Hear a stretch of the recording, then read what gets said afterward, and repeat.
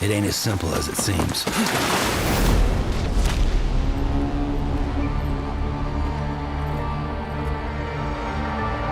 They'll try and stop you every step of the way. But you gotta keep moving. No matter what. They've torn us apart. Fractured our society. Hurry, Sam. You know what's at stake. And the only way to save it is in my hands. My name is Sam Porter Bridges. It's my job to reconnect us. PlayStation.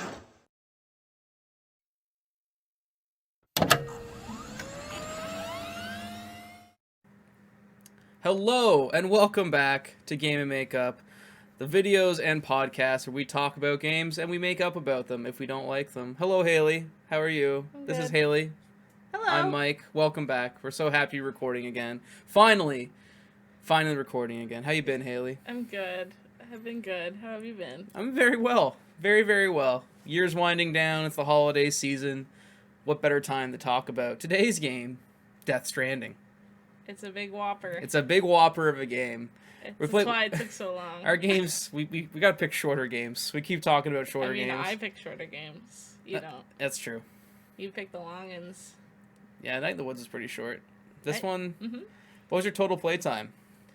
Oh, sheesh. Like 40-something hours, 50 hours Really? maybe. I thought it'd be a lot higher.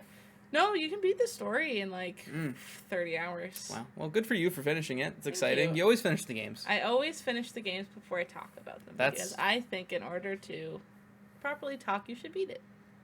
I don't necessarily agree with that, but Not for every game. Yeah. For this one, I think. Cool. Well, Death Stranding is the game I brought to the table this time. Because for those who don't know, how the show works is one of us picks a game, we bring it to the other person, make the other person play it. You know, hopefully it leads to some compelling discussion. More often than not, the other person doesn't like it. It leads to a lot of fighting. But Haley, you liked Death Stranding. She liked Death Stranding, folks. We got her. We got one. I've had numerous friends try to get me to play it over the years. Well, I knew you would like it because you're a big fan of open world games. Since I've known you, you play. Oh, it feeds me. Even like the Ubisoft ones, like Watch Dogs and stuff. I hate those games. I platinum you Watch Dogs 2 and Legion. Wow, that's crazy. Not one. One is trash. You don't ever play Watch Dogs 1. It's very bad. But I knew you liked open world games. I wanted to bring this one to you because I was very curious to get your opinion on it because I don't like open world games at all. I shouldn't say at all. Like there's some I really like, but it needs a really good hook or mechanic or unique trait to get me invested in it, and Death Stranding certainly is that. And there's a lot to talk about with this game. I don't know even where to start, really. There's so much in terms of the gameplay and story and even like the mythos leading up to this game because it is a Hideo Kojima game. So many the lead up to its release also has so many quirks to it. Yeah, it's all the trailers and everyone freaking out like, what the heck is that? What did that mean? So maybe I'll sort of tell you why I was really excited for Death Stranding before its launch, and then 2018? 2019. It was announced in like 2016? 2017, right after Kojima left Kojima Productions. But first and foremost, I'm a huge Hideo Kojima fan. I love Metal Gear Solid, particularly Metal Gear Solid 3. It's one of my top 5 games ever. I love it. Hideo Kojima has a fair amount of issues in his writing and his games, but I think no one makes games like him, and I really enjoy them. Yeah. So to finally have a new Hideo Kojima game that wasn't Metal Gear, it's his first non-Metal Gear game in years. Yeah. I was super, super jacked up, and the trailer's it's got Norman Reedus. Weird. It's got Guillermo del Toro. It's got dead whales. It's got dead whales. Babies. Yeah, that reveal trailer was just, no one knew what it was. Is this an action game? Is it...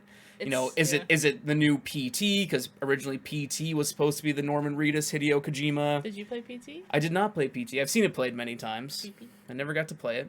Very sad. I guess the PS4 with PT on it now goes for thousands of dollars. That's crazy. Yeah. There must be rips of it online if it exists. Oh on yeah, consoles. I think you can play PT like on like PC. PC now. PC. People have like modded it. PC PT. So really excited for Death Stranding. It finally came out November of 2019. I sat down to play it. I was so jacked up. I don't know if you remember me playing it for the first time. I remember teasing you when you were helping BB calm down. I was like, "What is this game? What is that babysitting mama, where you have the fake Wii doll and you stick the Wii remote in it and you go like this to look after it?" And I was like, "That's this for boys." For all intents and purposes, it is. But what might be shocking to people to know is when I first played Death Stranding, I played it for like 6 or 7 hours. Didn't like it. I don't remember that. Put it down. I was like, oh, okay, I get what it's going for. It's got some cool ideas. It looks beautiful, obviously. But I was like, this is kind of... I don't think I was ready to engage with it in the way the game wanted me to at that time, so I put it down. How far in the story did you get? Like maybe chapter 2. Not very far at all. Like, and it really opens up after chapter 2. Yeah, that's when you leave the Eastern Zone, right? I don't know, yeah. But I don't know if you're aware of this, Haley, but towards the tail end of 2019 and early 2020, the world caught on fire, and we had a lot. Still burning. And we had a lot more free time. I did anyway. Oh, did you play during quarantine? I did, and you also played a lot of other things. I did. I used that time to get caught up on my backlog. I platinumed The Witcher 3, and I platinumed Final Fantasy 10, and games I really love. And I was like, I'll go back to Death Stranding, and that game hit really different for me. Being stuck at home, not being able to talk to anybody, not being able to, having to use curbside delivery, having things brought to my door, and going, Orders. It's kind of weird how Death Stranding really, Is that what we're going to talk about first, is how Death Stranding predicted COVID? Kinda, because, I think it's because that once I was more in that mind state of what the pandemic had done to me, I was way more engaged in what the story Death Stranding was trying to tell. Yeah. Because it is all about communication and lack of communication, Lack of rebuilding connection. relationships with people when across a disjointed world that's entirely online, essentially. Because in simplest term, this is a game about bringing the internet to America. Yeah. Which is kind of a weird plot, but it is essentially what you're doing. Yeah, that's essentially the gist of it. There's a lot more to it than that. But, we'll get into it more, but suffice to say, I really enjoyed my game at the time I was done with it. I think my final playtime was 30 hours. I didn't do a lot of the side stuff. I wanted to marathon the story to see what happened, because I was very engaged at the time with these characters, and I wanted to see where it went, and I really liked it. And now you finally have played it, and I think your experience was wildly different from mine. As that happens with every game we make each other play. For sure. So why don't you just tell me about what you thought about Death Stranding initially, you're kind of, as you played through it, just give the listeners and viewers what you thought about this very weird AAA delivery man game. It's such an interesting game. And it's so wonderfully weird, which I always appreciate when games are like that, and it truly is its own genre of game. I won't go so far as to call it the Stranding genre. No, I won't do that. It's the first Stranding game. It's so... I guess I'm coming at it from the only other Kojima, or I only ever played Metal Gear Solid 5, which Kojima was he involved in that? Oh yeah, that's his last one. His last game with Konami, which is also an open world game. So I love Metal Gear Solid 5. It's a great game. In spite of its story. Yes, absolutely. Oh my gosh. The story in that game it's terrible. It's not finished, number one. I have an amazing story. I played that for hours and hours and hours. I must have been at the 50-hour mark. Sure. And I did a lot of side stuff, so it took up a lot of my time. And I thought I was at the finale, and I fought a Metal Gear. And then I got in a truck with the antagonist. Yes. And the longest cutscene of all time occurred, and then the screen said Chapter 2. And I almost threw my controller at the screen because I was so excited to finally beat a Metal Gear game. Right. Because I just I feel like I missed a lot of games growing up, so I was like, I want to beat a Metal Gear game. This one looks really good, so I'm gonna play it. Mm-hmm. And oh my god, and it was hard to love. It was hard to love that game. The gameplay's freaking fantastic. Oh, it's awesome. It's so fun. But the story just grinded my gears, and I just skipped everything. And sure. I think very fairly. That game has problematic aspects of it that I don't have to get into. But anyway, so I was coming at Death Stranding kind of a little bit hey, cautiously nervous. Yep. Because, I don't know. I think Kojima is insanely talented, but there's aspects of his writing I really hate. Oh, sure. In ways I think he's slightly problematic, Mm-hmm. but not to the point that I would never play his games or like anything like that. I Right. just not a huge fan. Yeah. He's fine, and I Sure. respect his immense input on the industry, but I'm not like, oh, I love him. Like, he's not, I'm not his clientele. Sure. You know, like, and that's fine. Mm-hmm. And then I started playing this game to appease you. Appease me? It's for the show. We do a Appease show. you. Yeah, to appease the show. Yeah. And I really didn't like it at first because it's plot heavy at first. Oh, yeah, those first opening hours are a slog, for sure. Yeah.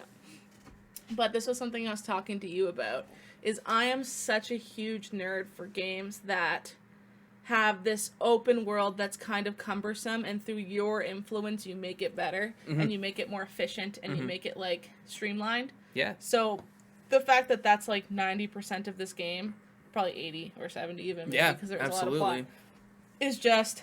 Oh, I just made that delivery, and it was so hard to get through the rocks, and blah, blah, blah. I'm going to take a beat and make a highway right there, and then every single time I do it after this, Right. it's so easy. For some reason, that just is like, oh, like, I love that. Sure.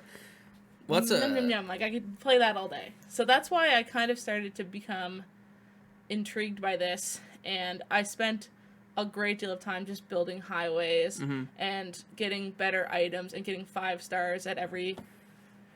what do they call them? just like the distro centers Just, and well, all the different distros. people you meet. Yeah. So I've the almost sculptor and all these people. I've almost all the 5 stars for every area, Nice. which is insane. Yeah. But it's just satisfying because you get like, oh, now you can have 2 carts to pull stuff on, and now you Right. have 5 buddy bots to deliver things, and now here's a bunch more resources to build the highway even more, and it's just like, it's so satisfying, and the cycle that's built in it is so fun.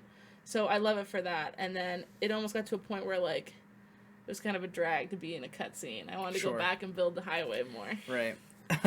Well, that's a pretty good segue into, I guess, talking about the gameplay mechanics of this game. And it's because I remember when the initial lead up to this game's announcement and release, everyone's like, what kind of game is it? Is it an action game? Is it going to be like Metal Gear Solid 5? And Yeah. there's some action elements to this game, but maybe I'll touch on it in a little bit. But, The combat sucks. well, yeah, we'll get there. We'll get there. Slow your roll.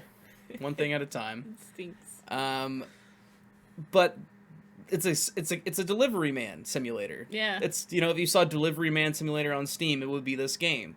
It'd be a lot worse. But yeah. Yeah, but it's like, it's literally moving packages from one spot in the map to another, which would pretty much be like a side quest in most other open world games, right? It's normally the thing that you complain about. Well, yeah. See, like when you play like, Red Dead or something, you're like, all I did was go there and come back boring. Yeah. But for some reason in this, it's like the best thing ever. Because it's so intrinsically tied into its gameplay, which I love. Even the controls, you have to hold, on your PS5 controller, you have to hold L2 and right 2, and that's, the main character holds on to his backpack straps. And much like if you're walking, that's how you have to do it. You have to hold onto your backpack and trudge through if you're on a big hike. Yeah. So the game, like, everything is tied into its movement, and, getting over a ravine in this game feels like a boss fight, because, like, how am I going to get past this river? Like, the water's chest high, I got, like, a stack of boxes that are 10 feet tall behind me, I can't lose them because they're fragile cargo, so, like, how do I approach not this? that fragile. There you go. But how do I do this? Do I bring a ladder? Do I bring a motorcycle? Do I try to jump it? Maybe someone already left a ladder behind for Double me? jump. Yeah, it's awesome. It's so cool that the world, like you're saying, is affected not just by you, but by other players, which I think is really cool because, there's so many times playing Death Stranding where I was like, oh man, like, I didn't bring a ladder to climb this mountain. I have to go all the way around. But hey, Orange Crush 69 left a ladder on the side of the mountain for me. And and then you upvote the ladder. You give it a thumbs up, which is just like, when we perform acts on social media in our real lives, we do it for likes, we do it for attention and that feedback. Yeah. And, I think you got to give Hideo Kojima a little bit of credit. He's very tied into social media. He's very tied into that feedback loop. He's a social media king. He is. He's great on Twitter. He's like, hey, I read this book. And everyone's like, thank you, Kojima. But yeah, it's so hard. And this is one of those games that's really hard to talk about but you need to play it to really understand it. Yeah. You know, because they can be like, yeah, it's really cool. You bring a ladder and then you cross a river. And I was like, that's not game. That's not a game. But it is. It's. I love showing it to friends. There's a couple times where I turned it on and I'm like, and I got better at the elevator pitch for Death Stranding the more times I did it, but it's really hard to do. It's essentially, all right, so you're Norman Reedus. Yeah, that Norman Reedus from Walking Dead. Anyways, you're him, and you're trying to deliver things across the world, but people are dead, but they're not really dead. They have umbilical cords and they're ghosts, and they try to kill you, but you can't see them. But this guy can see them because of plot. And also he has a baby who is actually taken from a still mother. He lets him sense where the ghosts are, but you can't quite see them. And if you kill them, then this happens, and then you're trying to deliver everything, so the internet turns on. And then your friends who just watch The Bachelor are like, are you okay? Like, what the fuck are you doing? That's a lot, but you've pretty much described that game perfectly. The game perfectly. It's just so interesting how there's so many points to it that when you say them out loud, they sound ridiculous. Like, Baby in a Tube, Norman Reedus. Yeah. Guillermo del Toro, Conan O'Brien. Yeah, he's there. Babies. Ghosts that aren't ghosts that are kind of ghosts, internet. Like, you just say them all in a row and you're like, this is ridiculous. Yeah, for sure. And that kind of makes it, like, more fun to beat because you're like, then you know what's going on.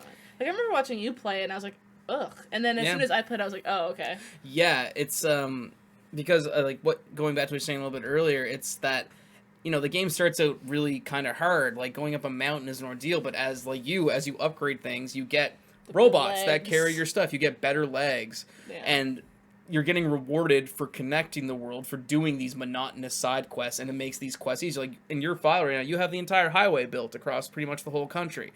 So you can literally run to each place, no problem. But it took you 50 hours of meticulous planning and upgrading to get that. Because people don't understand, you don't just go there and turn the highway on. You have to go there, see how much, you have to first find the thing, because you can't know how many resources you need until you actually see the paver and it comes out. It won't show up on your map until you look at the paver.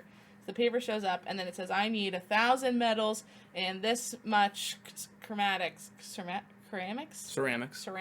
can't say that word. That's kind of weird that when I see it in my head, it's go and I don't say it. Absolutely. And so then you have to go somewhere and get those, bring them all the way back, put it in, then it turns on. Yeah. And then you go to the next stage of the highway and it needs like triple as much. And you just keep going. So it's not just like you have to keep going back and coming back around and going back and coming back around. And it reaches a point where you just have a truck filled with like 6,000 metals and you're just driving up and fixing the highway. You feel like a little highwayman. And it's great because you're not just fixing that highway for you're fixing the highway for thousands of players in their games as well. Yeah. So like they'll see Halifax put 40,000 ceramics into this highway. Everyone's like, oh man, upvote her. Like, nice. I got like 170,000 because I fixed the first part of the highway and I had 170,000 likes on it. It really fosters a sense of community in this very desolate, sad world that you're playing in, which is exactly the intent of the main character, Sam Porter Bridges, as played by Norman Reedus. As we said, he's trying to connect the world. He's trying to make everybody happy and together again. So he's doing it for Amelie. Sure, but like he doesn't quite care about the world that much. We'll get into that. You're jumping the gun. But just like I'm just meaning to say that like the themes of the game, the morals of the game tie into the gameplay of the game super well, which I really appreciate. And no one does that better than Hideo Kojima, I'll say. Like, no one really does. It's crazy. Like, at least in a way like this I've seen. Would you disagree? I mean, Dark Souls is like this. Very interesting. I didn't bring it up first this time. She likes Dark Souls, folks. But like I have no doubt that Hideo Kojima takes a lot from Dark Souls. Well, even just here's a little note to help you on your way. Absolutely. Like, there's a hidden wall here. I would never have known that unless my random person on the internet helped me. What a desolate place. Oh, a little note. Yeah, it's great. I'm happy now. Like, that's the gist. Absolutely. And Dark Souls does it, for sure. But you can like play Dark Souls without ever looking at a note on the ground if you don't want to. To play Death Stranding without using anyone's ladders and stuff would be insane. It's so much more tied in. I mean, what I mean to say is that it's so much more tied in thematically into the game, which I really appreciate. Like, you can tell it was a very purposeful intent by Hideo Kojima to make players interact in ways they never have, because you never actually see anybody. No. there's a button to literally call out, and Norman Reedus will call out, and you might get an echo back, which just means a player is in the area, which is really cool. It's actually their structures. Their structures. Oh, there you go. So if you yell at near a structure made by somebody else, if it's electronic, I don't know about ladders, but there's a little green light on it that'll flash their words talking to you back. So if you say, I hear you, the little green light will flash and be like, I hear you too. Nice. So it's like another player. And also there's insinuations that it's like blending parallel universes together.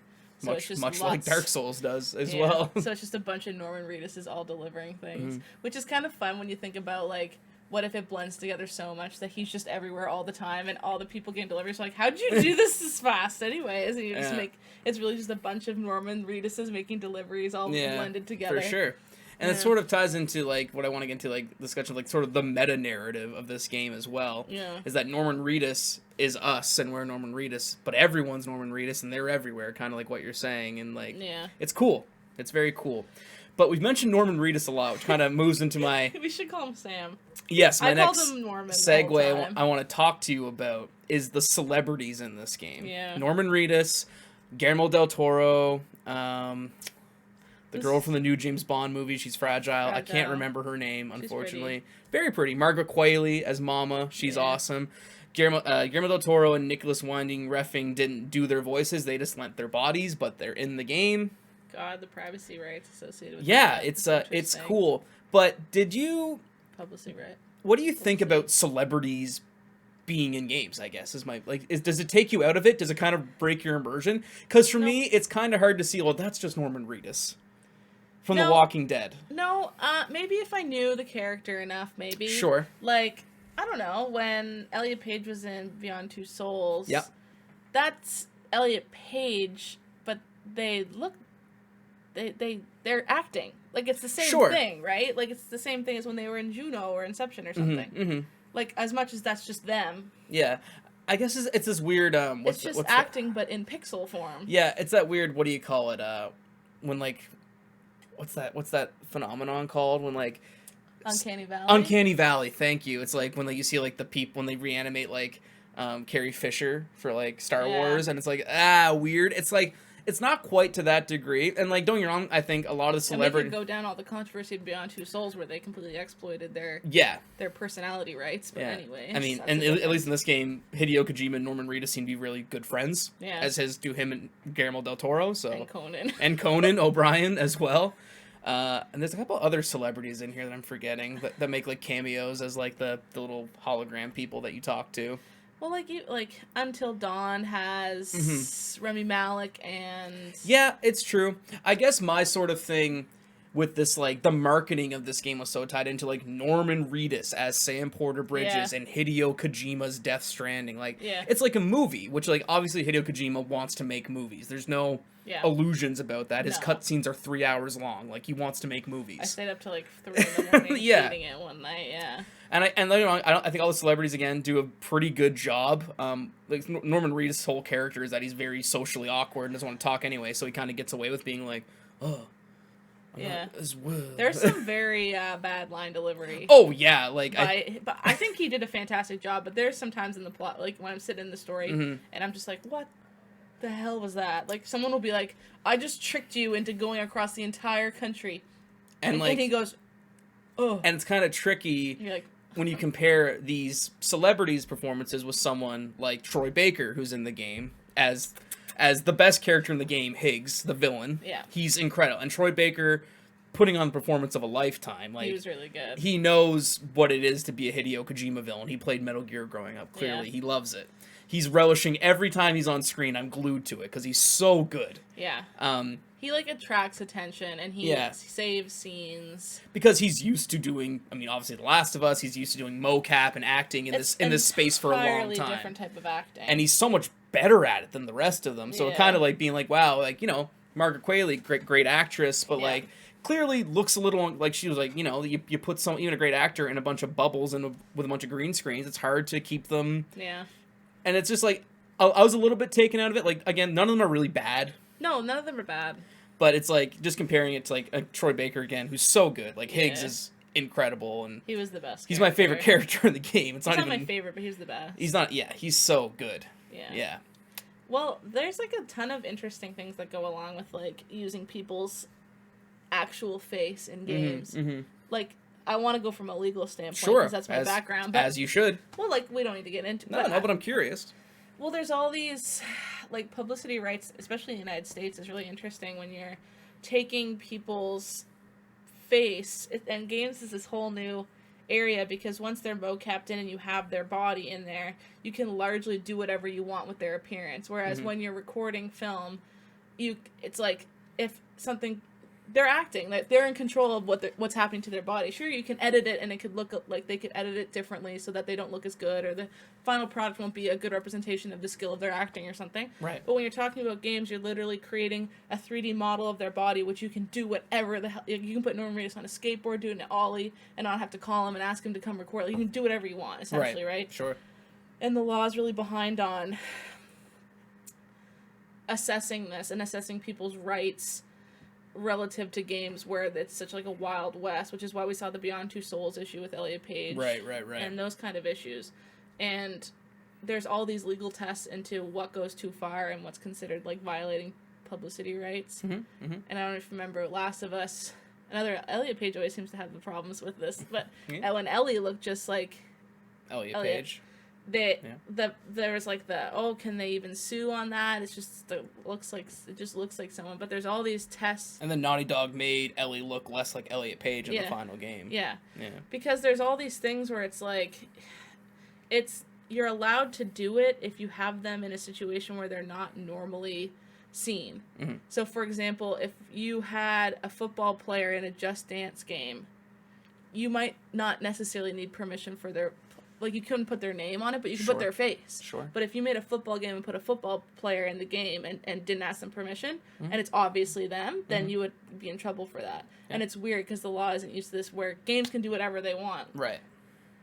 So, like, I don't know, total random tangent. No, but, like, I thought cool. about it because Norman Reedus is used to being in dystopian-esque media. Sure. With Walking Dead. Walking Dead, yeah. And that's similar-esque to what this is. So, like, obviously they have no qualms. Like everything, they seem to have a good relationship and everything went by without a hitch. But if something were to go wrong, you know, it's in the same type of media that he's normally done. So the publicity rights would be more stringent, probably. Sure. Interesting. And I think it's just interesting that it is a totally different type of acting that they're just, like, mainline AAA celebrities are not used to at all. Imagine putting Jennifer Aniston in a mocap room. Yeah. She would crumple. Absolutely. Jack Black would do good. Well, yeah, I mean, Brutal Legend's a great example of Jack Black's the star in that game. And did he mocap that? I don't know if he mocap, but he did the voice, and he's great. And there's been lots of examples of celebrities lending their voices to games, and they've been, you know, wonderful. The GTA series, great example. Lots of celebrities in that. Like, a lot of times they don't mocap though. For voices. Yeah. So yeah, it's a new space, and again, everyone did a pretty good job. Kind of rolling back to my initial question, it took me a little bit out of it, but it didn't seem like your immersion was too broken by it, I should say. Maybe because I didn't really watch The Walking Dead, or The Ride, or like anything else he's in. Ride with Norman Reedus. Whoa, this feels like I'm on the ride with Norman Reedus. There's a specific bike that if you use it, he says that like every 2 minutes. Yeah. It's like, we get it, you're on the ride with Norman Reedus. And like some of it, like, that's what I mean, like sometimes there's moments in this game that feel like a commercial for like, look, I got Norman Reedus in the game, to the point where you're taking a shower and literally an ad for Ride with Norman Reedus appears on the shower pane. And then, you know... Monster Energy. And Monster Energy, which in the version you played wasn't Monster Energy, because I played... It was Porter's which is why you played the director's cut of the game, which did add a couple of quality of life enhancements that weren't in the original PS4 version I played. You can talk about the differences, because I looked them up. Oh, nice. Well, yeah, go ahead, but maybe just for that, just again, like, it's just, like, there's these weird... Sometimes it kind of feels like maybe Hideo Kojima is being, like, trying to be like, I'm a real director, and like, which he is. A director of a video game is a real director, but he's really, there's not as much a Hideo Kojima game as Metal Gear Solid 5, where before every mission it said a Hideo Kojima game, but his name's everywhere, and he wants you to know it's his game, and he is the auteur, the director behind it. So there's a couple of those weird moments where it's like, I got all my celebrity friends in it. Yeah, and it's weird. It's almost like a blending. It's like, games, we put games in this little pocket for so long, and like, maybe some random celebrity will show up in a cutscene. We'll be like, whoa, was that blank? Oh, anyways. But like, no one's really been like the main character who's like a famous actor so much as like this game. popularizes it. Like, I'm sure we can come up with other examples. There's like, that Bruce Willis game on the PS1. But that's Until not Dawn and stuff like that. It's Yeah. the same thing. But also, a lot of studios just don't have the mocap capacity. At No, the no. moment. Sony gave Hideo Kojima literally all the money in the world. They're like, Yeah. "Hey, go His studio's make, crazy. make whatever." Have you seen his camera? Like, Oh, thing it's that nuts. takes pictures. Like, Yeah. one picture of their face, and you can see every mole and wrinkle and freckle. It's crazy. Yeah. But what was I just about to say? The differences between directors and regular cut. Yeah. Very quickly before we get into that, I wanna, but we still have the gameplay is fresh in our minds here. Yeah. I want to talk about the combat, which we alluded to, and not very long because, to be honest, it's not very interesting, which is kind of my problem with it. No. Because the gameplay, the delivering gameplay of Death Stranding, the moment to moment getting across a field, getting past mules, which not donkeys, but the bad terrorists in this game, I should specify. So many acronyms. Yeah, it's a lot of acronyms like dooms, mules, E. EEBB. But that's all great, and like it's really it's methodical, and these moments, I don't want to spoil too much because this is probably the most recent game we've covered on this podcast. I think we can spoil Well, it. we'll tag it. We're gonna tag it because people might want to listen to this, but we'll have a spoiler section. Okay. Yeah. But there's moments in this game where you're forced into unskippable combat scenarios. Yeah. Literally with guns and missiles and rockets and grenades, and it feels so detached, quite literally and like figuratively in the game from like what's There are happening. literally little sections where you have to care about that. Yeah, and it felt to me like a lot of it was like Sony, where every time it was like, "Hey, Hideo, baby, this game's really cool and stuff." Like, I think the gamers want a little more, more pew pew in their game. You know what I'm saying? He's like, "All right, I'll put some pew pew in there for you," because literally the gun mechanics were literally lifted straight from Metal Gear Solid 5. Yeah. Which is like great gun mechanics. Don't get me wrong; the guns feel good and stuff, but they feel so detached and like so like thrown in at the last minute that I was like, I'd rather not even have this in the game. I'd much rather. I just wail on them. Yeah, it's like, or like if you like. Be a lot more interesting to me if you're thrown into a combat scenario like there's no indication in the game that Sam Bridges knows how to use a machine gun to my knowledge. No. But he for some reason is able to whip grenades and throw and like use machine guns without any problem. Yeah. So I kept thinking like it would have been a lot cooler if like you're dropped in these combat scenarios and you can use ladders and like grappling ropes to make your way through these areas with what you've learned.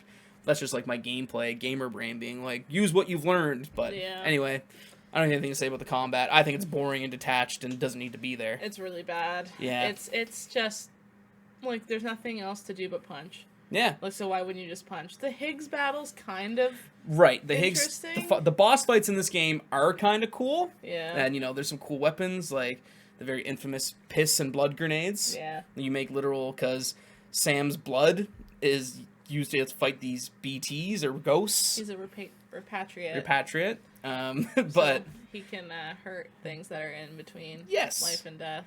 So that's like cool, and there's a couple of really cool boss fights. We'll get maybe just more like into the spoiler section, but feels very meh. Well, there's one to lead this back into the director's cut.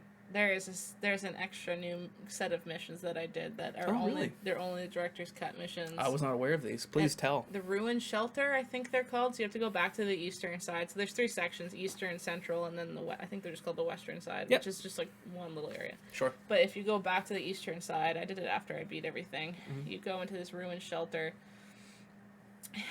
And I don't want to spoil it because there is plot things something to do with Fragile that's interesting in there. But there is one section you go in, and it's very tongue-in-cheek. It's the clip that you saw me post on Twitter, where I always call him Norman. Norman pulls out he comes into this area where there's a bunch of really high elite guards. Like, if you went in and tried to punch them like normal, you weren't gonna win. Yeah. Like, they were like too strong. So you have to be sneaky. So it's definitely a tongue-in-cheek, like, ooh, Metal Gear. The homages to Metal Gear Solid. Yeah. So he pulls, he sees a box and he pulls it on the ground and he jumps inside it and he looks really stupid and he gives up and then you just start to. It was really cute. It was really just like, like, it was just fun. Yeah. But anyways, you go to fight those guys and it really just shows how much worse its combat is compared to Metal Gear Solid 5. Right. Because it's literally trying to pretend to be Metal Gear Solid 5 for like 2 minutes. But in those 2 minutes, you're like, wow, it's very obvious. Much rather how playing much Metal Gear worse. Solid 5. Yeah, like I wish that could just be this Sure. game for like 2 minutes right now, because it's so like you try to sneak up behind them and the stealth is so much worse, and the AI for noticing you is trash compared to Metal Gear, and like you have no tools to distract them. You just have to hope they turn around, and when they finally see you, you pull out your gun, and you can't shoot them with real bullets. You can only shoot them with the safety bullets, or else they'll die and explode, and all this. It's just like none of it's that rewarding or fun, and like that was the most obvious time that it was boring, was when it was like trying to do that, and it made me go, wow, you really aren't doing it good, never mind. Right. And all you have to do is kill like 7 dudes in a room, and it was just like, oh my god, it was just not good. But it was just a fun freebie moment. Yeah. But I think that because that was like a contained example. Normally you're just open in a field punching dudes. Yeah. And you're kind of like, I don't really know what this feels like. But when they put me in like a familiar setting of like a room with 5 or 6 or 7 dudes that you have to kill and be sneaky. Sure. It made you realize there's no mechanics in place that make that feel good. Right. It's just punch and shoot. Okay. That's it. And crouch. So that's a director's cut bonus. So why don't you tell me more about these director's cut bonuses and differences? I'm very curious. I played Death Stranding at launch and in the first part of 2020, so it's still relatively fresh in my mind, but there's definitely some stuff when I was watching playing like, oh, that's new. That's definitely new. So why don't you tell me about these differences? I'm curious. Well, the haptic feedback's insanely good. Well, yeah, I imagine. The haptic feedback's the best part of the PS5 anyway, as far as I'm concerned. Oh, it felt so good, and they clearly spent hundreds of hours on it because everything feels good. Like there's especially with I almost called it Metal Gear. With Death Stranding, you're holding things. You're holding your straps in your backpack. If you hold things in your hand, it like when you're holding something, it doesn't go all the way down. It's almost like you are holding like a box in your hand, like the handle and stuff like that. Oh, that feels so cool. When you're going over rocks, it bumps different than if you're going through water, than if you're going on grass, if you're climbing something. And it literally it gets to the point that if I went back to like a PS4 controller, it would feel like my hands were naked playing it, which is like a weird thing to say, but like you get so used to it, it is an immersion factor. It feels so good. Yeah. Like I'm trying to think, even when you're soothing BB and you're going like this and you actually move the control up and down, you can feel the weight. It's almost like, in an elevator where you get to your floor and it lifts up and then let goes. You can feel like the weight of BB in it, like going up and down, and you're like, oh my god, it like, even if it only is like an ounce, it feels like a little baby in my controller. Like, it's crazy. Oh, cute. And they did it for everything. And there's with a game that's so focused on weight and weight distribution and like carry capacity and stuff, it just makes sense to have that be as fleshed out as possible. So that felt really good. Right. That was probably the biggest change I noticed. Sure. I never played it normally, so I looked it up. But the launcher things, The catapults. Yeah, those are only director's cut. I never used those though. No? Like, they weren't very good. Okay. It was like, Will they break your stuff? no, because it like you open up a parachute and it falls. But like, I don't know. Maybe it's because the way I played it. Like, I set up all the highways, so I didn't really need to do that. There was like 1 or 2 times where I was in the mountains. I was like, that'll maybe save me 40 seconds to just shoot it up. Right. The time it takes you to load it and shoot it, watch it go wee, and then open the parachute and fall, you could have just run. Right.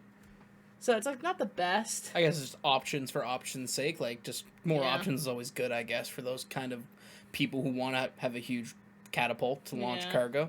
Yeah, and then what else is new? There's tons of new cosmetic things. Right. You can get better BB suit custom colors and dumb shit like that, but it feels good. Yeah, for sure.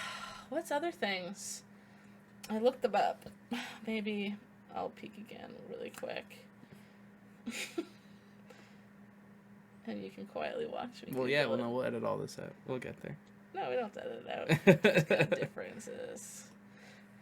I looked at a big long list. Oh, I didn't even type Death Stranding. But I think it looks a lot better on PS5. Oh, yeah, the game graphically is amazing. It looks gorgeous.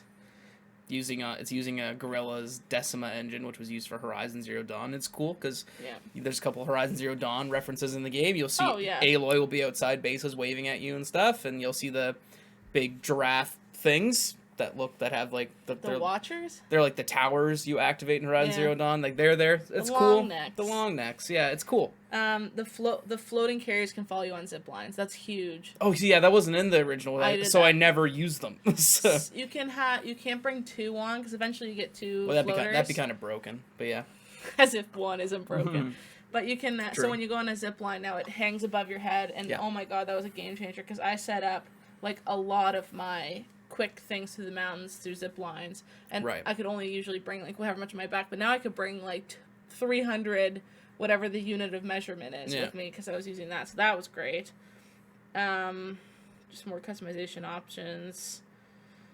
The Monster Energy drink is removed, which is just probably like a licensing expiration. And that was weird in the original anyway. It says like, oh, here, drink your Monster Energy. Like, you're in this dystopian America where literally nothing exists anymore except for Monster Energy drink. It's again him trying to blend in like what we put, that box that we put games in. Sure. Because you'll see Monster Energy drinks in movies, and you'll see Starbucks cups and Coca-Cola cans and all that stuff. Why don't we have that in games as much? Well, I guess in this game, it's like, it's kind of like, you know, when you're resting in your room, you want to take a swig because it gives you bonuses outside. So it just feels weird that it's like Monster Energy is not only in this world, but it is a crucial part in your adventure. You must drink your Monster Energy drink. Norman Reedus. Of the ride. of The Walking Dead. I guess the highways didn't go into the mountains before. No, they certainly didn't. I have them all up in there. Crazy. You can go all around and go around Hartman's lab and come back around. Oh, nice. That would have been... Yeah. No wonder you're going to platinum this game. It seems a lot easier to get around in this version. I know. That's pretty much it. All right. Like, those are the big ones. It's a lot of quality of life changes. Delivery bots show up, and then the ruined shelter like bonus mission, which does have interesting plot things in it. Yeah. Like, I'm sure you would actually want to know what happens in there, because it makes you understand Fragile a bit better. Yeah, I mean, I guess now we can talk maybe based on talk about Fragile. Like, who's Fragile? Who are these characters? People wondering who we're talking about. They're a wacky bunch. There's a lot of characters in this game. A lot of stuff going on. You know, there's obviously, we keep calling Norman Reedus, but Sam Porter Bridges, who is our main hero. Yeah. He is the son of the President of the United States of America, who is a woman. So +1 for Kojima. He rushes to the doctor. The president says, "President, anoint my son." And the president says, "That's my son. How is this possible?" The woman's the president. Oh. Sorry. No, it's good.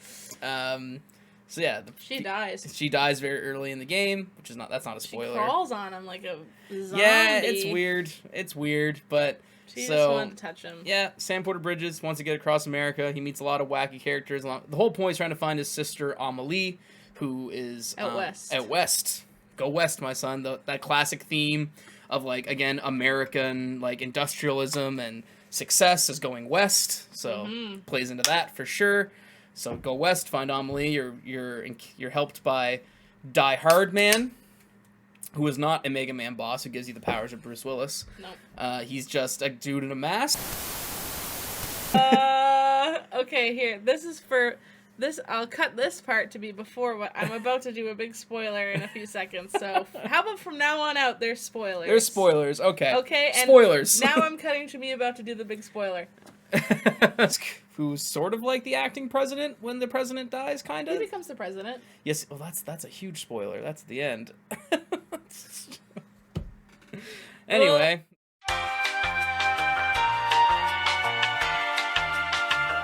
Spoilers. And we're back from me spoiling. Spoilers, but yes, Die Hard Man, who became... Wow, you just literally spoiled it so nonchalantly. Amelie's the end of the world. There's Dead Man, played by Guillermo del Toro's body, and another guy whose name I don't know. He's just a Frankenstein. He's literally like, Frankenstein. I'm Frankenstein. It's Monster, not Frankenstein the Doctor. No, Frankenstein's Monster. Then there's Fragile, who's fragile, but not that fragile. Mama, and... How's it go, Mom? Mama, I wish he said that. What's his? Lockney. Lockney. This both played by Margaret Qualley. She's cute. She is cute. She's a great actress. She was good in this, actually. She's very good. She's a good actress. Ever seen Once Upon a Time in Hollywood? No, I didn't. Great in that movie. I know you like that movie. Very, very good.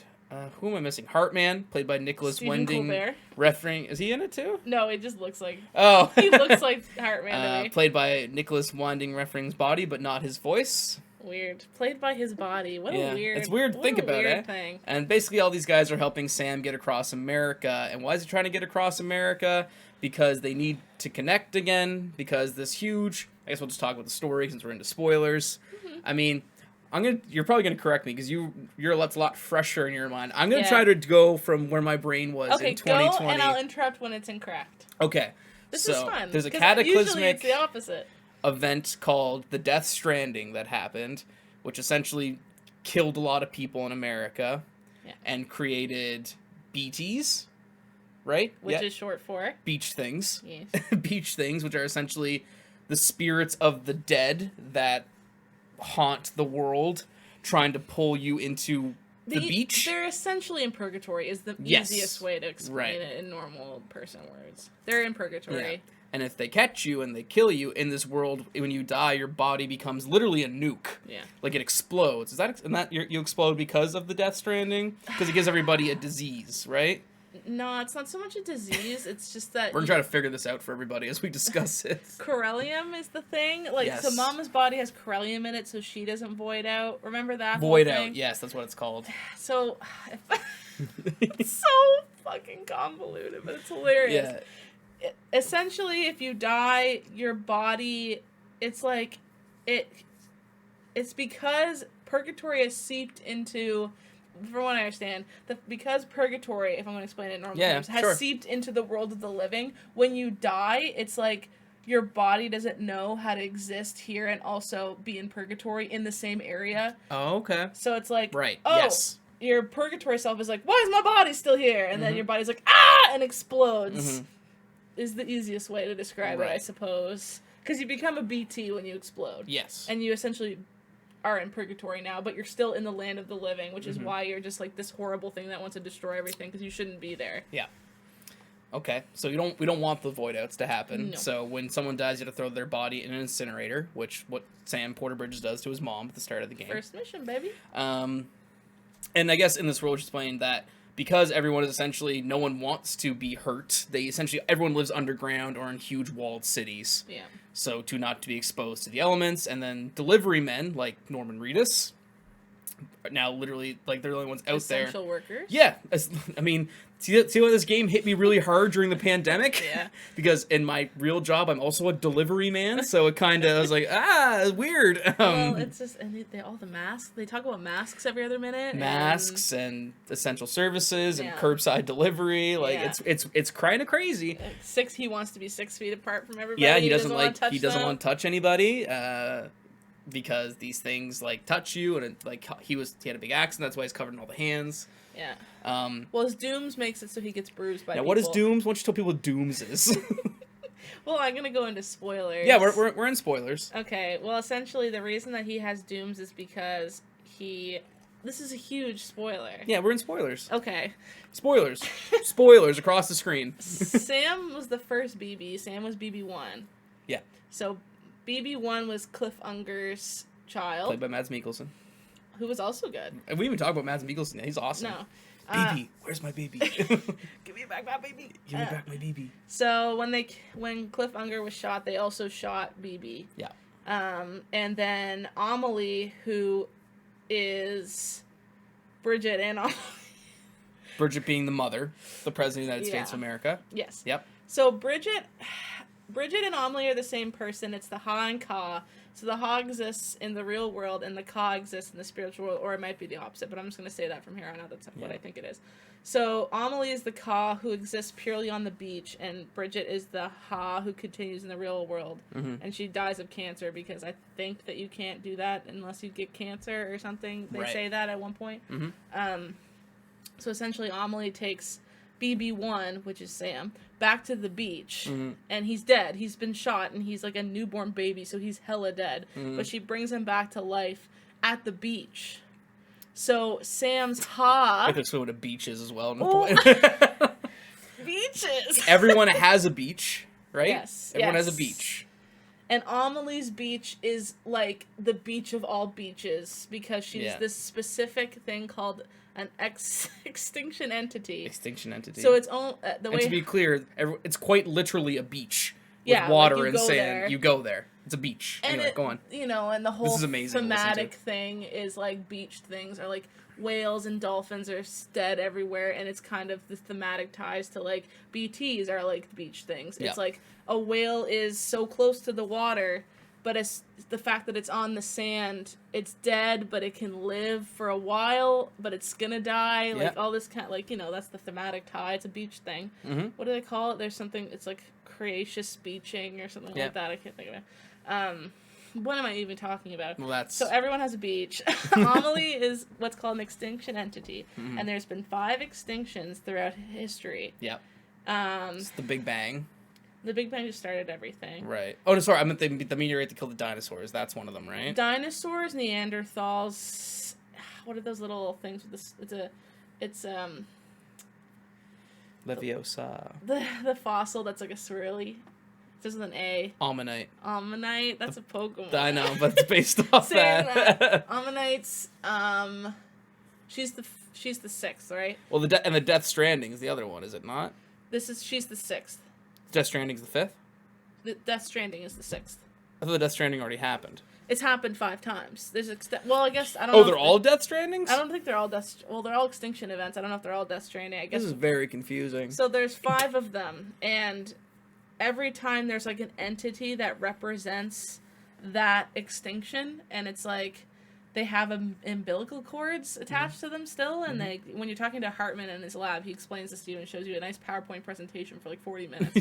Explains it to you, but it's also very like, oh my god, it's hard to listen to. But essentially, Amelie's sole purpose is to destroy life. Like, that's like why she was created. They don't really explain like who did that or like if there's a god who decides that this is a thing. Sure. But it's kind of interesting. The whole premise is that like life needs this challenge in order to get better.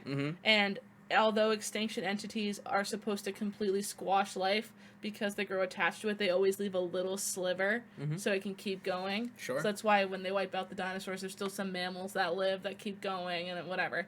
So when you hug her at the end, which, oh my god, I could talk about, but maybe we'll get into it. later. We'll talk about it. I think it's important to talk about. You hug her at the end when she's essentially like, do you want me to destroy the world or not? Say so right now, quick. And you hug her, and essentially her coming to terms with like, okay, this is worth it. I'm gonna hold off and not kill y'all right now and give you as much time as you need instead of just squashing you now and getting it over with. Essentially like macro conceptions of like whether life is worth living. If you take a huge step back and look at an ant, you're like, whatever. But if you were the ant, you would be like, don't kill me, I have a family. Like, it's like the same logic. Yes. It's interesting when you... I'm gonna give you a chance to breathe here because that was a lot. That was very, I mean, I don't know, I can't speak for our listeners and viewers, but that made a lot of sense to me. And it's interesting that this is I mean, I don't even ever played Mass Effect, right? But this is literally the Reapers in Mass Effect, is that they want to wipe out there's cycles, they come around every million years and wipe out the world, and they leave a little bit of and they think it's a good thing. It's like Thanos. Yeah, it's essentially, it's like, you know, these aren't new ideas, what I guess I'm trying to say, of like wiping out, starting over. This is like the first philosopher's powers greater than us essentially coming and dictating how we flow through history, which is really cool, because I think this game does a really good job of, you know, the whole time you're working to build up connections with with like, not just, you know, obviously in the game it's America, the United Cities of America at this point, but also like by the time you played through the end of the game, you've made connections with potentially thousands of players online, right? Through your ladders, through you found some guy's motorcycle, you really needed it in a swamp when you're running from BTs one time. Yeah.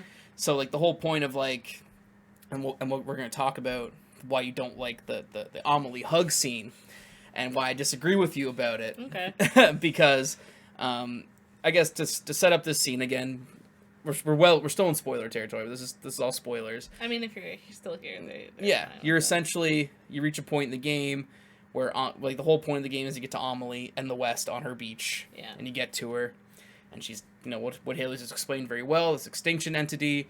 She's gonna wipe everything out. She's a natural part of life. Yes, essentially, like as much as eating food and like living and dying is, she also is part of that. She's just like a grander mechanism. Yeah.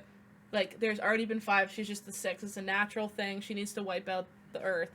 And since she sees the Earth suffering so much, she's like, why don't I just do it now? Yeah. And save y'all some hurt. Yeah.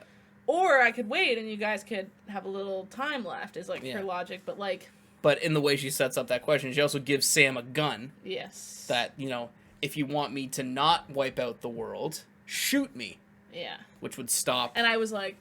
Haley tried to shoot her in the head immediately. Because obviously. But like... I've met children in my travels. I've met people who are getting married. I want them to live. But I mean, I think, and to be fair, I understand where you're coming from. Because I also tried to shoot Amelie immediately. Yeah. It didn't work, because it doesn't work in Halo. Tried for like 15 minutes to kill this woman. That it doesn't let you kill her, because the whole lesson the game is trying to teach you, especially in regards to Sam's personal character development, is him trying to letting people in and making connections, and Amelie is the most important person to him. Yeah. So, him embracing her which is a huge moment, because he doesn't let people touch him. But when he embraces her, that's a huge moment of, telling her, please don't do this, but not with shooting her in the head, but like with love and with connection and with kindness. Yeah. Right? And that's one of them that doesn't necessarily translate well to gameplay, which, like what you're saying, and I totally agree with you. Well, it's not even that. It's not even the plot. I just think the setup of that scene, like, from a gameplay perspective, is absolute trash. Yeah, because at that point, maybe Hideo just put a cutscene in instead of, like, having the player try to guess what to do properly. I hated it. Yeah. But do you like the message of it? No. Why? it's literally. But so you want the world to end? No. Yeah. I think there was such a more interesting way to handle that scene, and me, like, I liked it up to that point.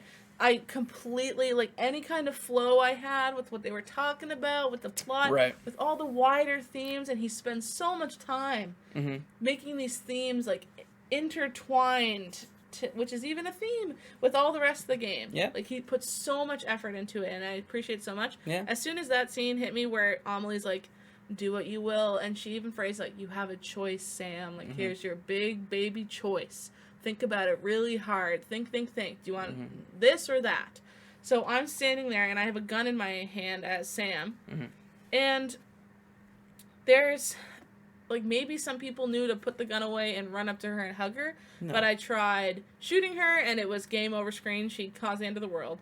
I tried running up to her with the gun and just, like, getting in front of her and stuff, and it was like game over, you'd lose. I tried putting the gun away, turning around and running away.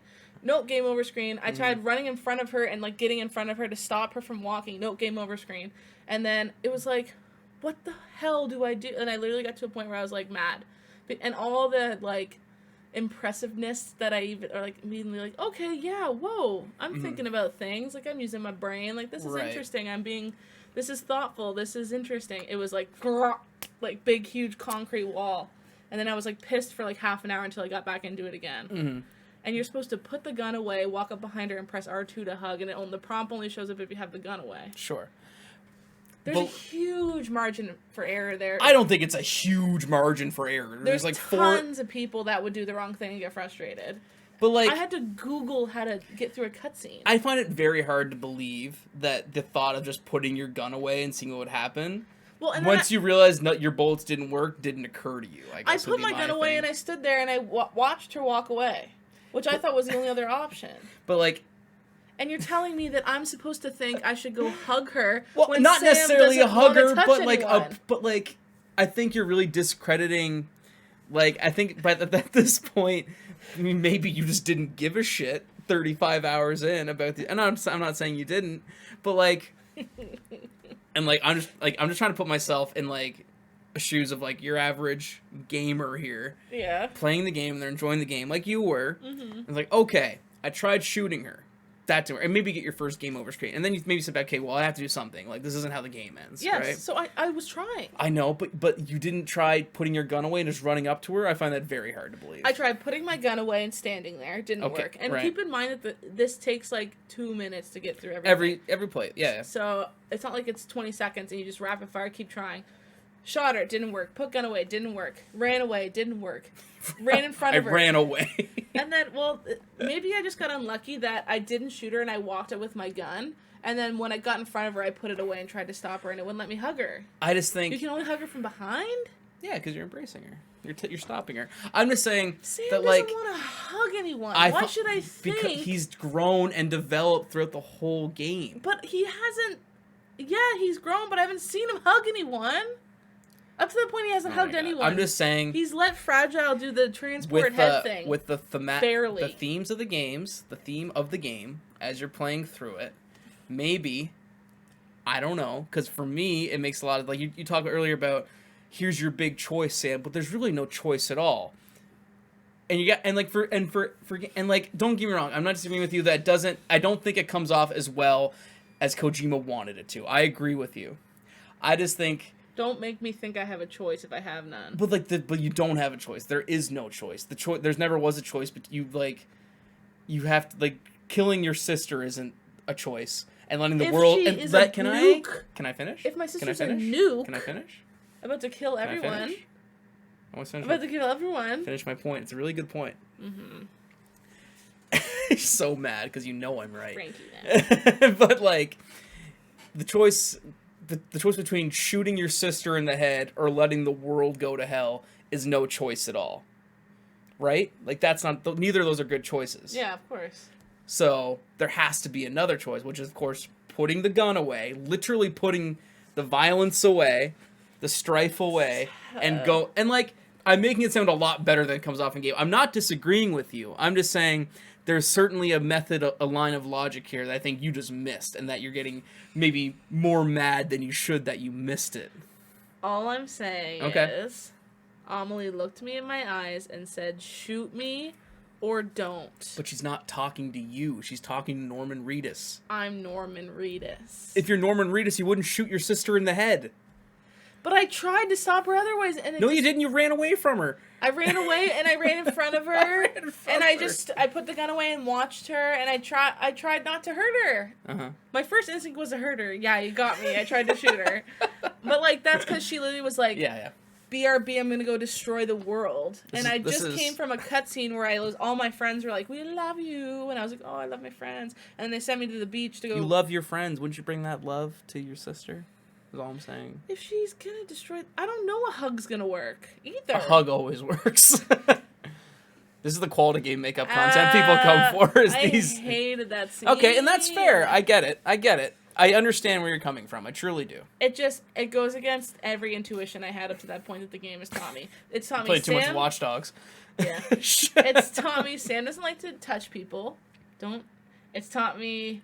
Mm-hmm. It told me over and over in that one cutscene leading up to it that I don't have a choice. Here's my choices. Two choices. Mm-hmm. And then even when I got it wrong, it wasn't clear what to do.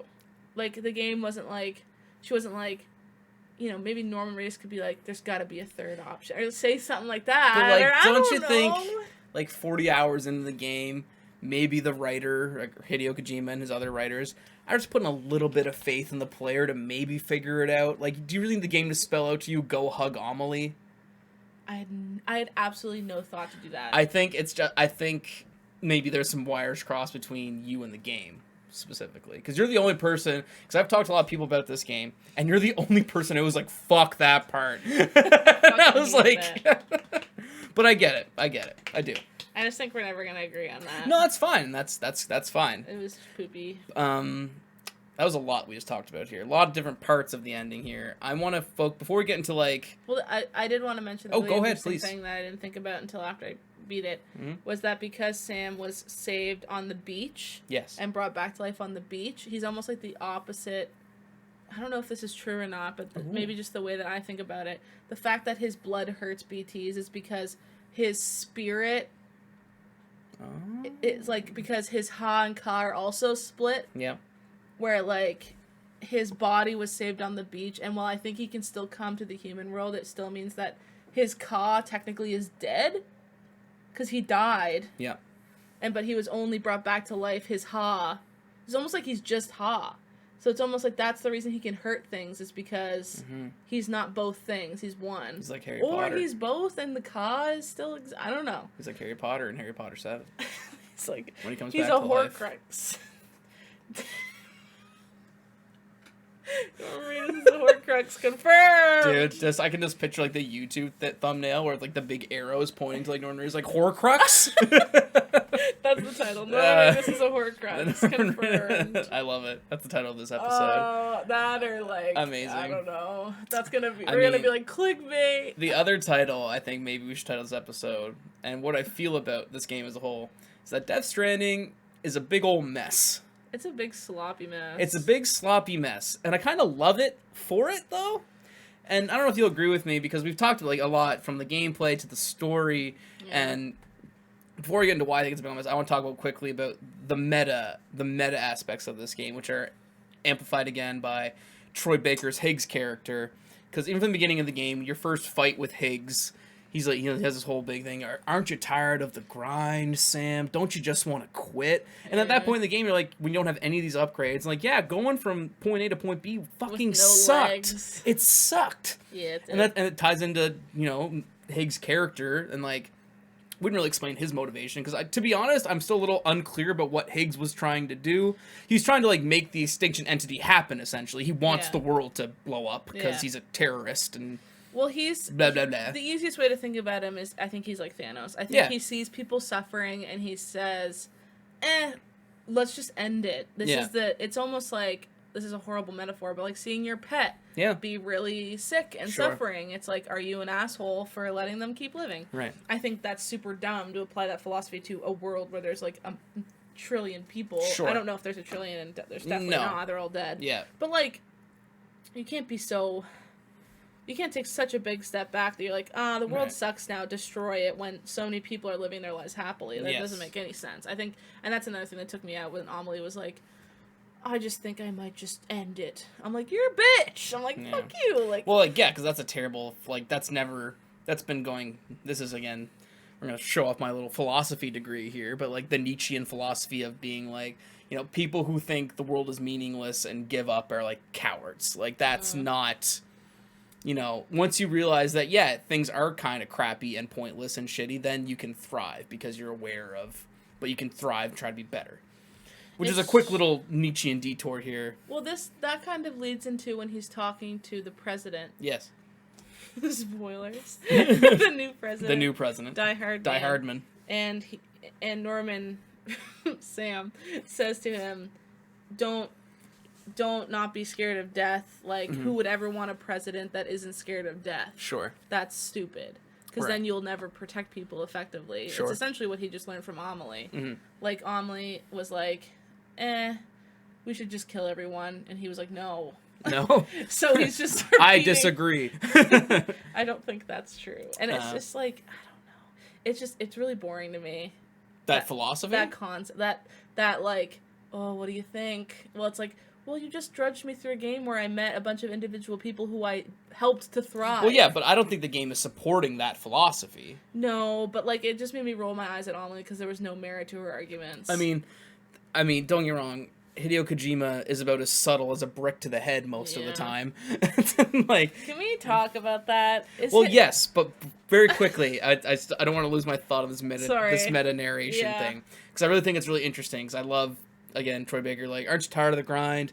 Why don't you give up? And then literally, when you fight him at the end of the game, he's like, "Are you ready for it, Sam? A good old fashioned boss fight." Yeah. Like, it's awesome. It's very And then you literally have a fight night, health bars on the screen, punching him in the head.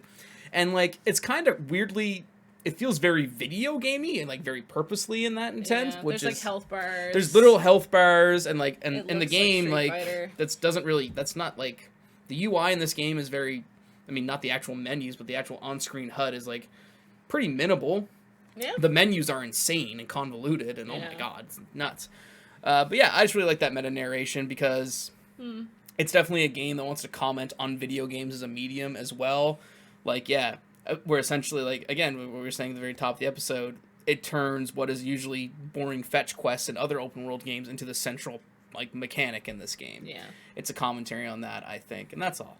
Well, there's tons of meta. Like, you stare at Norman's dick long enough, he looks at the screen and gets mad at you. He gets mad at you. He winks at you. He'll point you at the shower. He's like, hey, I should take a shower. Like, I stink. Like, I'm tired. Like, let's go to bed. Yeah. And, like, he'll talk to the player sometimes. Like, oh, I almost fell. Like, if you make him fall, be like, well, how the hell that happened? Yeah. Like, it's these weird, like... And that's been in Kojima games since Metal Gear Solid 1. He's very meta. He's like, look at the audience. This makes it smart. Waka waka. This makes me But clearly you have something to say about Hideo Kojima's brick writing style, so I'm curious, please. Oh my god, I can't because I'll get in troubles. By who? The internet. I don't think the internet's going to be that Hideo Kojima's sometimes sort of a bad writer, if that's what you're worried about. I think he's so good at the steppy backy stuff. Yeah. He's very good at themes and tying in themes with gameplay. Mm-hmm. He's amazing at making the game, the shit that I love, making the gameplay elements the themes. Sure. Making gameplay a theme. Like, that is truly the, like... It's very well put. That's truly, like, the goal. Because Yeah. if you can make the thematic element, the interactivity, you're going to make somebody become obsessed with your game in, like, 5 minutes. Yeah. Because you're playing the purpose. Mm-hmm. That's so fun. I don't know how to describe it better than that. I think he's fantastic at that. Sure. He sucks at writing. He sucks at writing actual scenes. Like, he does. Sure. Yep. Like, listening to his scenes, going to I'll just use Hartman's lab as an example. Right. We go to Hartman's lab, and Hartman is cool because he, like, has a heart attack every 21 minutes. 21 minutes, right? And he's on the beach for 3 minutes trying to find his family, and he comes back, and this is his perpetual loop he does. Oh, it's so interesting. And he's able to use his time on the beach to, like, do a bunch of research, and he's starting to figure out EEs and understand all this stuff. There's such an interesting way I think he could convey that information, and instead it was stand still and listen to Hartman talk at you there was one scene that was like 30 minutes. Oh, yeah, that's, you know... That's an episode of something. That's small by Kojima standards, and, like... There was one interesting thing where you have to wait for him to come back when he has a heart attack in the middle. I thought that was kind of funny. You kind of have to just awkwardly be in his room and, like, look at his shit and be like... And he's literally dead in front of you. Yeah, like, I thought that was cool, and I don't know. It's just listening to... And, of course, the freaking Peach Beach line. Well, we'll cut that in for people to see. The beach goes the whole way. We run together. Run. Yeah, She's in heels. like Mario and Princess Beach.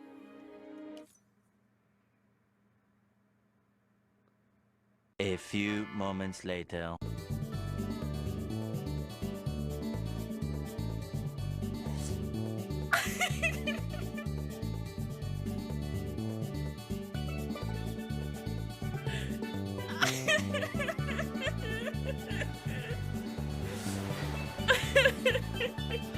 Sorry. My reaction to that. Because there's a lot of moments...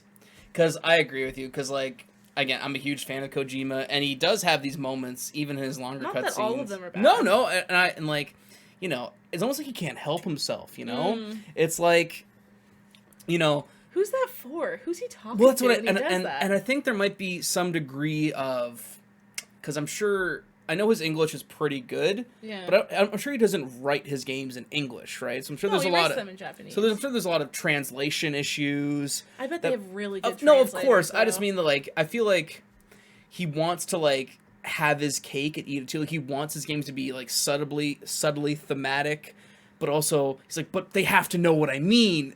Like, he's like, I want to be subtle, but I can't. I gotta yell at you. Maybe that's so genius that I can't even. No. It's not. I agree with you. It's like, you know, I'm the guy who sat, like, Metal Gear Solid 4. The ending cutscene is 2 hours long because he literally has to wrap everything up, and because, you know, this game introduces so many things, and I know you don't want to read the emails or any of the lore. I went and read them. And there's a lot of interesting stuff in there that explains a lot of stuff. There is a and lot of Metal Gear Solid 5 had shit. the same problem where all the interesting lore bits were in the recordings that you had to listen Dark to. Souls. Yeah, but, like, I wish it was like Dark Souls, because Dark Souls, like... I just had a thought while we said this. Please. And this kind of, this saves him. Kojima or... Kojima. Yeah. I kind of get it now. Wait, I'm a Kojima stan now. I love him. Kojima stan. Stan, I said. I meant stan. Go on. In this context, it does kind of make sense because humans are they are what they are. Humans are what they are, and the world is such a bigger and more grandeur thing that has so many bigger mechanisms at play that humans in our limited identities and selves could not begin to understand what life needs to do to continue existing. Wow. So, of course, his name is Heartman because he has a heart problem, because he's just a man. Of course, he's Sam Porter Bridges, the porter who makes bridges, because that's all he does. That is what he is. That's his identity. That's all he is. Yeah. I mean, naming is that's been a part in all of his games. We could talk about the way he names people. Naming is very important. But of course you would name humans in this simple way in this universe where there's things going on that are so big that humans can't even understand it. Sure. Because how could they? I mean... If we were shown behind the curtain of how the universe works, we would just puke and die. Because we're just dumb monkeys who don't know anything. I mean... As much as we think we do. So I would be like computer Blondie, and you would be like plaid... Flannel beer man. Plaid beardy. Because that's all we are. As much as our egos try to make us seem like we're bigger than that, we're just monkeys who are like... slightly evolved. I feel like you're having an existential crisis on camera right now. But like I think, and this maybe like completely erases what I just said. His scenes suck because all the people are boring and doing boring things. Mm-hmm. But that's all we can do is sit and talk. We can't do anything. We can't affect change in any way. All we can do is sit and talk. So of course that's what's going to happen in the cutscenes. Wow. Oh, I get it. Oh no, I get it. But also it's a bad game. I think, I mean, maybe we're saying, like, Death Stranding is a big ol' mess because the world's a big ol' mess, and, like, that's just, you know, how else could it be portrayed, you know? That's interesting. Wow, you kind of brought me around, so I was like, wow. Yeah, because I think... Our egos try to personalize it, that we're, like, in God's image or whatever, and we're special. But I think if we could see how things actually are, we couldn't even understand it. We don't have language to even wrap our brains around how things could work. Sure. Which is why when we say extinction entity, we're like, that sounds stupid. But that's just the easiest way we could ever conceive of a subject like that. That's what it is, for sure. But, like, the only way you can think about it is blonde lady. We can't think about it as, like, an actual thing that needs to occur. Right. It needs to be Amelie on the beach. Mm-hmm. Wow. And that's all for today. No, I'm just kidding. Yeah. So, I mean, that's sort of like... I still think the cutscenes are insanely they're boring. way too long, and, like, you know... Like, but I see what he's going for. As interesting as it all is, like, it doesn't conduce... Like, you know, when you finish this game and you have your final big boss fight, and then it's literally sitting down for... What, did you sit down for 2.5, 3 hours and just watch cutscenes till the end? Because that's, you know, that's not great. No. But there are some really great moments in the ending of this game. We haven't really talked about BB or Lou all that much, which I think is a shame because I really like BB. Because the game is he's this Louise. he Louise. She. It is a she, right? I forgot about that. BB-28 is a she. Yeah, but BB is on. It's like how Sam is able to sense BTs, like you mentioned before, and he becomes a very important part. He cries, so you have to calm him down and like sorry, I keep saying he, and hold her. I was going to say it again. It's because the whole game you call him he, and then at the end you realize it's a she, like in the last second. Yes, and you form a really poignant relationship with this baby that you have. Well, Lou's what Sam was going to name his kid who died. Yes, and that's a whole other part of Sam's plot we didn't really get into. Yeah. But there's a part in this game where you don't have BB because BB gets sick and gets shut down, so Dead Man has to go fix BB.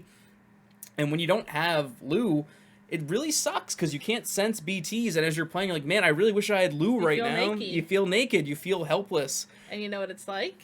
When you lose a child? When you lose... No. Oh my god, I don't know where you're going. What? When you lose Midna in Twilight Princess. Oh, when you lose Midna in Twilight Princess. Gosh.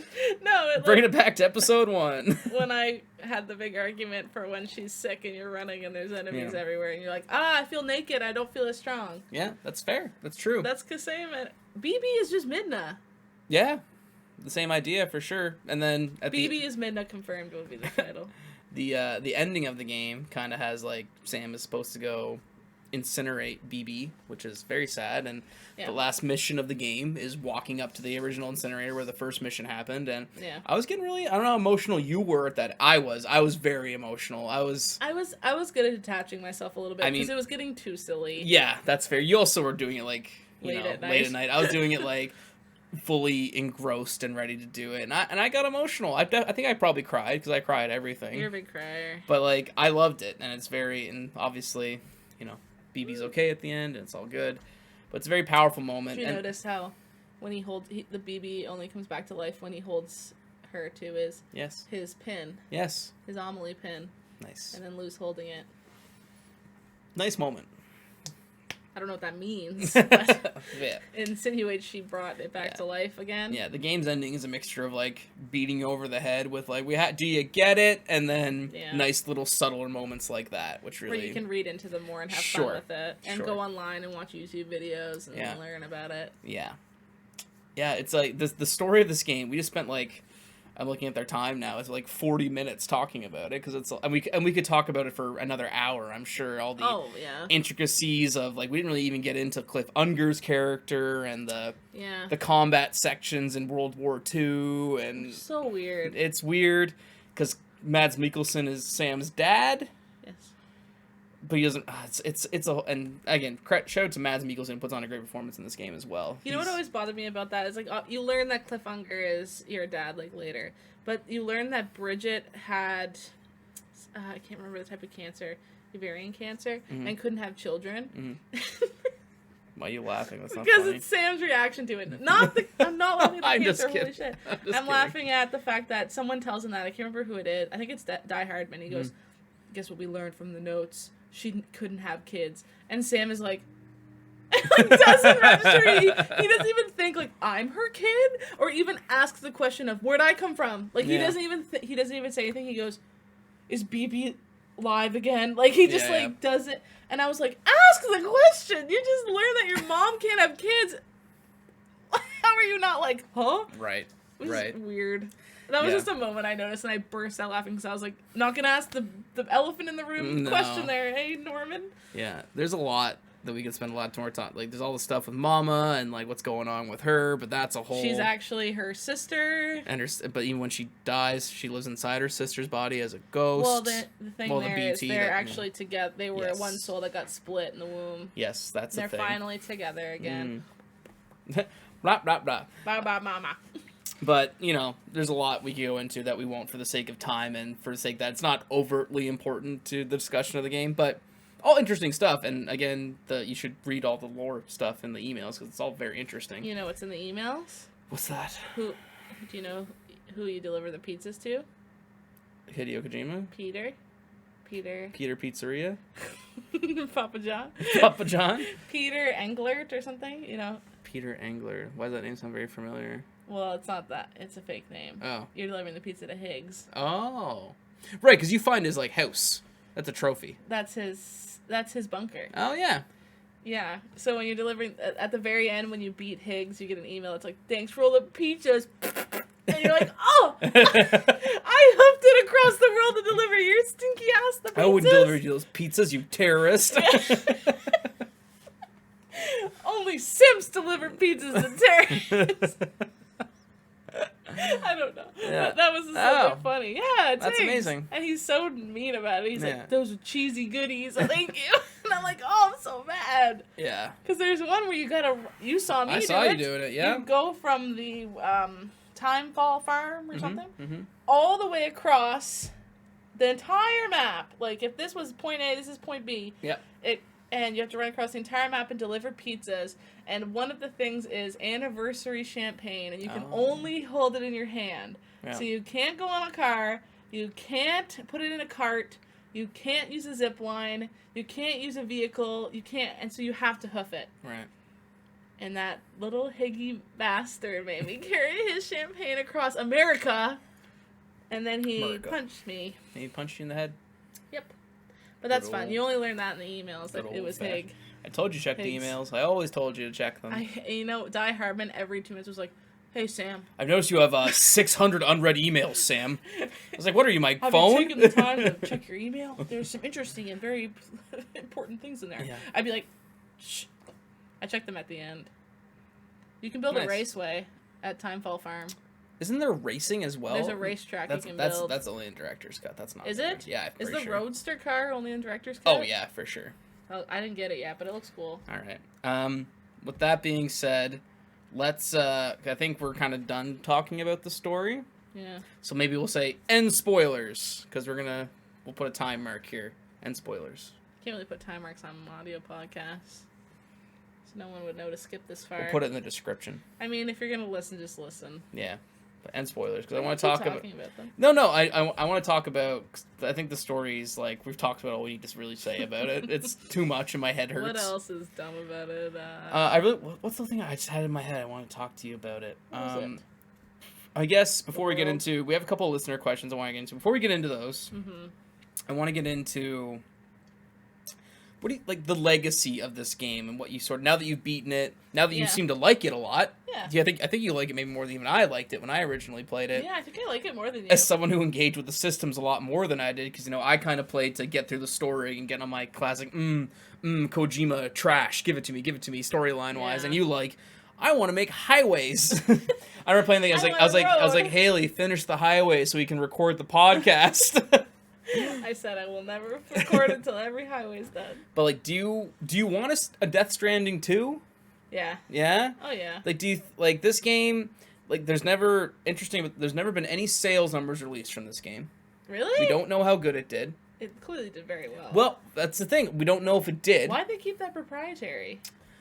I mean, because this game had a lot of hype behind it, That right? seems this, like a flex. This was Sony being like, we got Hideo Kojima for an exclusive. So maybe it was a little bit underperforming. I think it did. Just for the hype. Because a lot of people hate this game, Haley. I don't know if you know that. I think I said my name. Because we like it, and we have a lot of friends who like it as well. Yeah. Like who have their great listener questions. But Yeah. if you go back and read reviews of this game, it's very divisive. Like it's not. Should I bring up a couple reviews? I mean, look at Metacritic or whatever you want to look at, but like it's, it wasn't 10s out of 10s for everybody. A lot of people, didn't want to engage with it in this. Like, it has a 7.3 user score on Metacritic, right?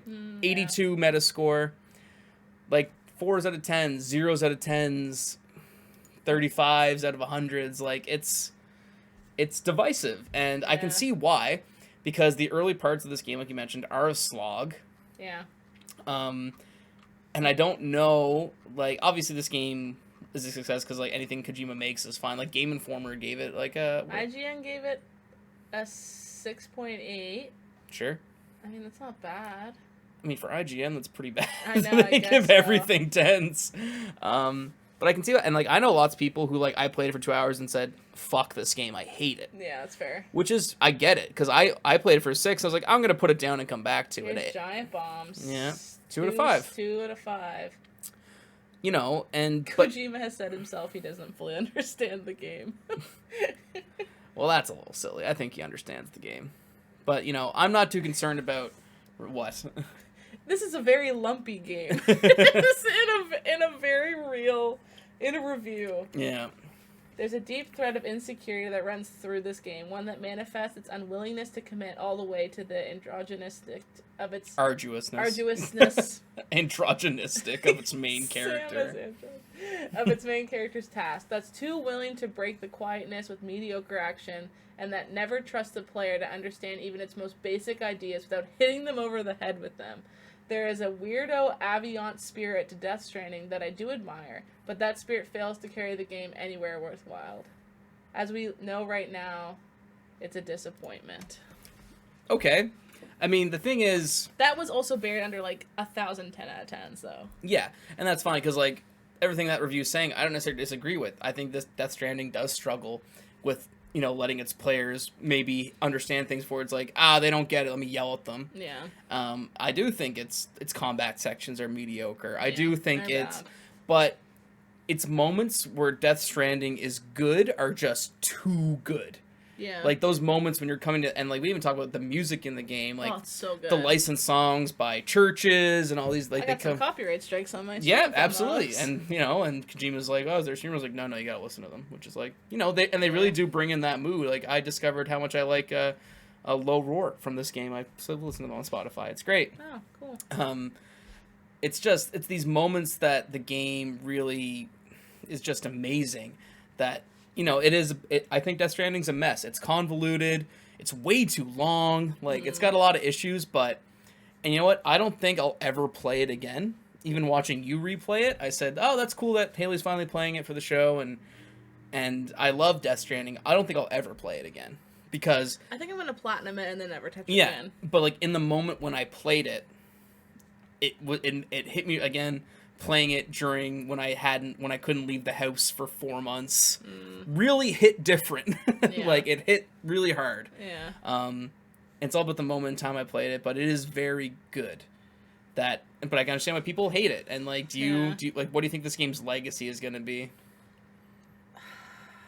Which is a tough question, That's really I know. hard. Like, will there be another Stranding genre game? Elden Ring, perhaps? It's got notes. I think this game has so much going on behind the scenes that led to its fruition that it's kind of hard to replicate it coming around again. Sure. Like, it has to have such a perfect whirlwind of, like, hype from, like, like, the director has to be, like, or director, producer, or whatever title. I think he had director as the title. He's the director. He's got to be, and like... the head writer. He's got to be such a big presence that he attracts celebrities, he attracts licensing agreements, he can bring in the big bucks to actually make this thing seem like a big ticket item. Yeah.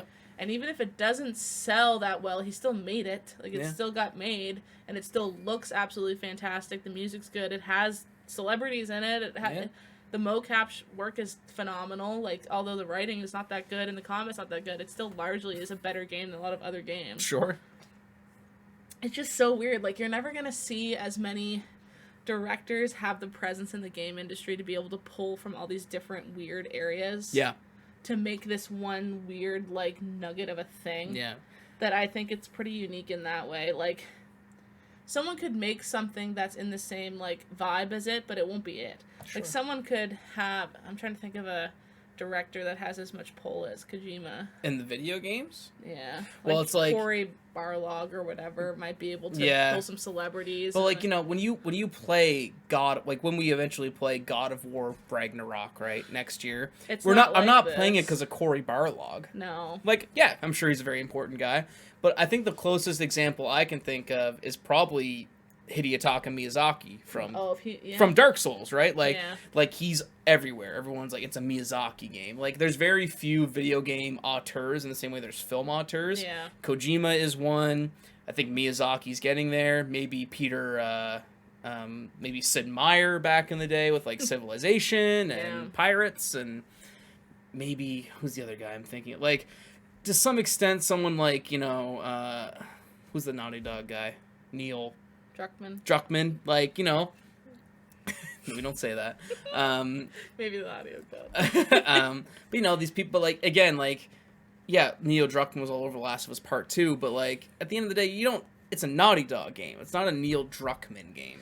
And Neil Druckmann's approach to game development is entirely different. Like, that's why it's so unfair to kind of apply these things to every director and be like, right. Well, Kojima's like, oh, he's like an elegant, like, just because he's making things more seemingly film-like doesn't mean he's better than... No, I don't no. necessarily like Neil Druckmann that much. I think he's annoying. Yeah. But, like, it's not that he's better than Neil Sure. Druckmann because Neil Druckmann kind of stays cozy in game convention, whereas Kojima kind of goes outside. Like, I think that's as good as this. It's just different palettes. Sure. There's tons of people who would hate Kojima's approach to game development. Many do. It's pretentious. And think it's shallow and think it's kind of basic and dumb. And there's tons of people who would think he's a genius and think it's great. It's just your palette. Same reason some people love to watch Legally Blonde versus, like... Citizen Kane. Yeah. Not that... Legally Blonde is way too good to use this for now. The Croods. I love The Croods. Mick loves The Croods. Great movie. Watching Ice Age versus Citizen Kane. And that's... Even these are dumb analogies. I don't know where I'm going with this. Yeah. But it's like... He definitely lifts it up to be seemingly this thing that's outside of the game space because he's pulling from traditionally non-game things like celebrities and endorsements and whatever. I just think that makes it hard. It's going to be hard to recreate and have a genre of games like this because you just need more money to do it. Sure. And you need to be rich to do this. I guess famous. The last thing I'll say about it is that on one hand, I get where people coming from, like, you know, because it's not like Hideo Kojima did everything on this game, right? He's got a whole staff of people. He uses a different engine that he didn't create and stuff. Yeah. But if Hideo Kojima gets to use his name and we get to get unique experiences like Death Stranding, which is unlike any game ever made, then I'm all for it. Yeah, that's fine. Because I'd much rather have that exists. And, like, I don't know what Hideo Kojima's next game is going to be. Maybe it's that new Silent Hill game. Maybe it's another horror game. Maybe it's Metal Gear Solid 6 or whatever the hell he's going to do. Yeah. But I'm going to play it because I know it's going to be at least interesting. Or different. Different. Which I think is a testament to him as a creator more. And, like, you might not like his stuff. I know I certainly have issues with it, as do many people. But it's always going to be something. It's hard to be different in the game space because For sure. Because a lot of people don't understand that it's not that you're a filmmaker and you can just film different things.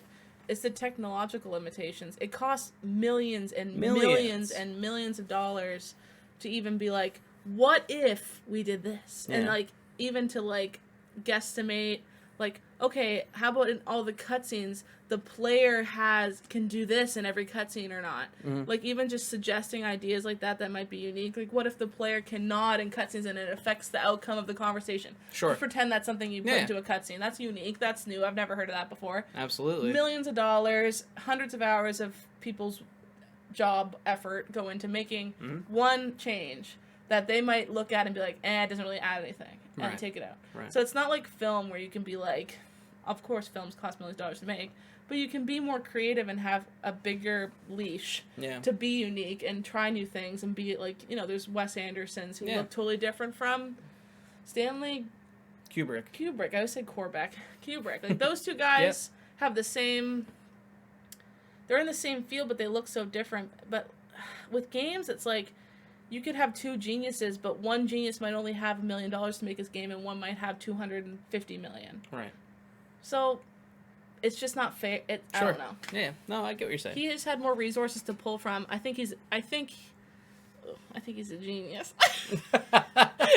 Watching you I from the feel beginning of being like, stinky. I remember before the first, you're like, I'm gonna tell people about Hideo Kojima and that he's stinky. And you're like, he's a very genius. In the same way that, like, Bo Burnham's a genius. They're Sure. like, whatever. I think he knows what his art is, and he's good at portraying it, and he's honest about it, and he puts his heart into it, and this is him. Like, this is who he is what his art ends up being. And I think that takes a lot of courage, and I think he's good at that. Absolutely. And I think that takes a brave person to be like that. And I sound, like, so annoying. Because I still think he's super bad at a bunch of stuff. I think he handles women characters really problematically. Yeah. I wanted to say this is the top of the show, but I didn't. But now I'm gonna have a few drinks and I'm being a little more bold. Yeah. No, He's that's bad fair. at writing women, y'all. Maybe think about that for 2 seconds when you're loving him on the internet. He's really bad at it. Sure. He sexualizes them like crazy, and the way he implements scenes and the way he writes them and whatever. Not so much in this game though. No, this game is a lot better. Not compared to like a Quiet from Metal Gear Solid 5 or something. I could talk about Quiet from Metal Gear Solid 5. We'll save it for the Metal Gear Solid 5 episode. The way he handles Quiet in that game, Yeah. I've had debates drunkenly with men about, oh, but Quiet, she can't talk because of the plot. I'm like, he made the plot to make her not talk and wear a bikini, and she needs to wear a bikini because her skin. Oh, Right. I hate it. Anyways, I'm going on a big old tangent Right. because I just said a bunch of things saying he's a genius and then I'm critiquing him, Hey, which but is just life. That's art. You gotta critique No art. one person's gonna be the No. pillar of perfection. Yeah, I think if you can't critique art, what's the point of having it? So, And I'm not so annoying to say that I think he sucks because I don't like him in that space. I think he's good at a lot of things too, but I don't know. I think where he's at in terms of his popularity is kind of in line to where I think he should be. Like, he gets a lot of attention, he gets his time in the sun, he gets his money to make his things, but he doesn't exactly blow me out of the water to the point that I think he's the best game designer developer in the entire world. no. I think he's right where he needs to be. That's Hidetaka Miyazaki from Dark Souls.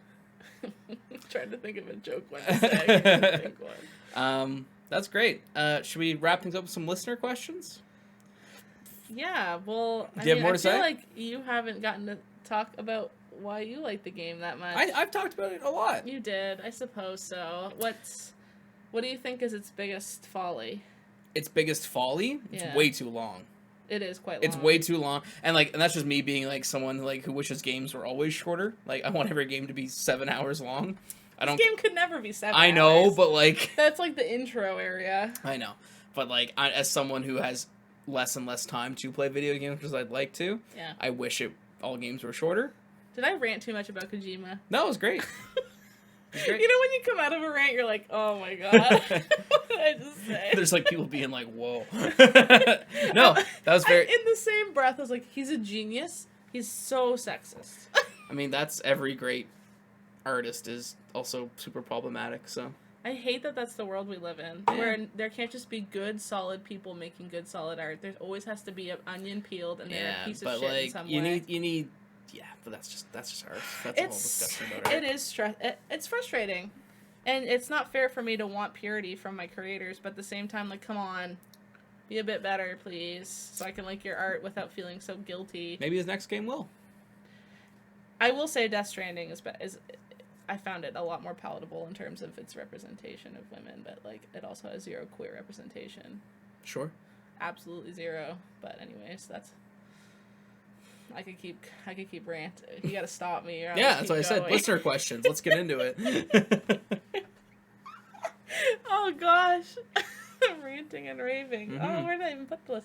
It's time for listener questions right now.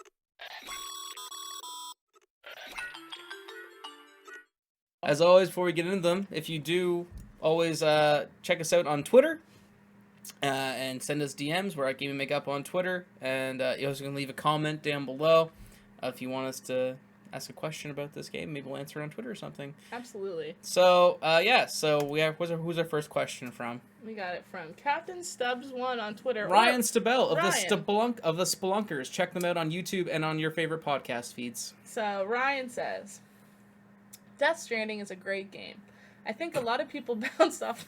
something funny? Well said. I think a lot of people bounced off the gameplay of that game and wound up missing a great story that is even more impactful in the pandemic times we find ourselves in.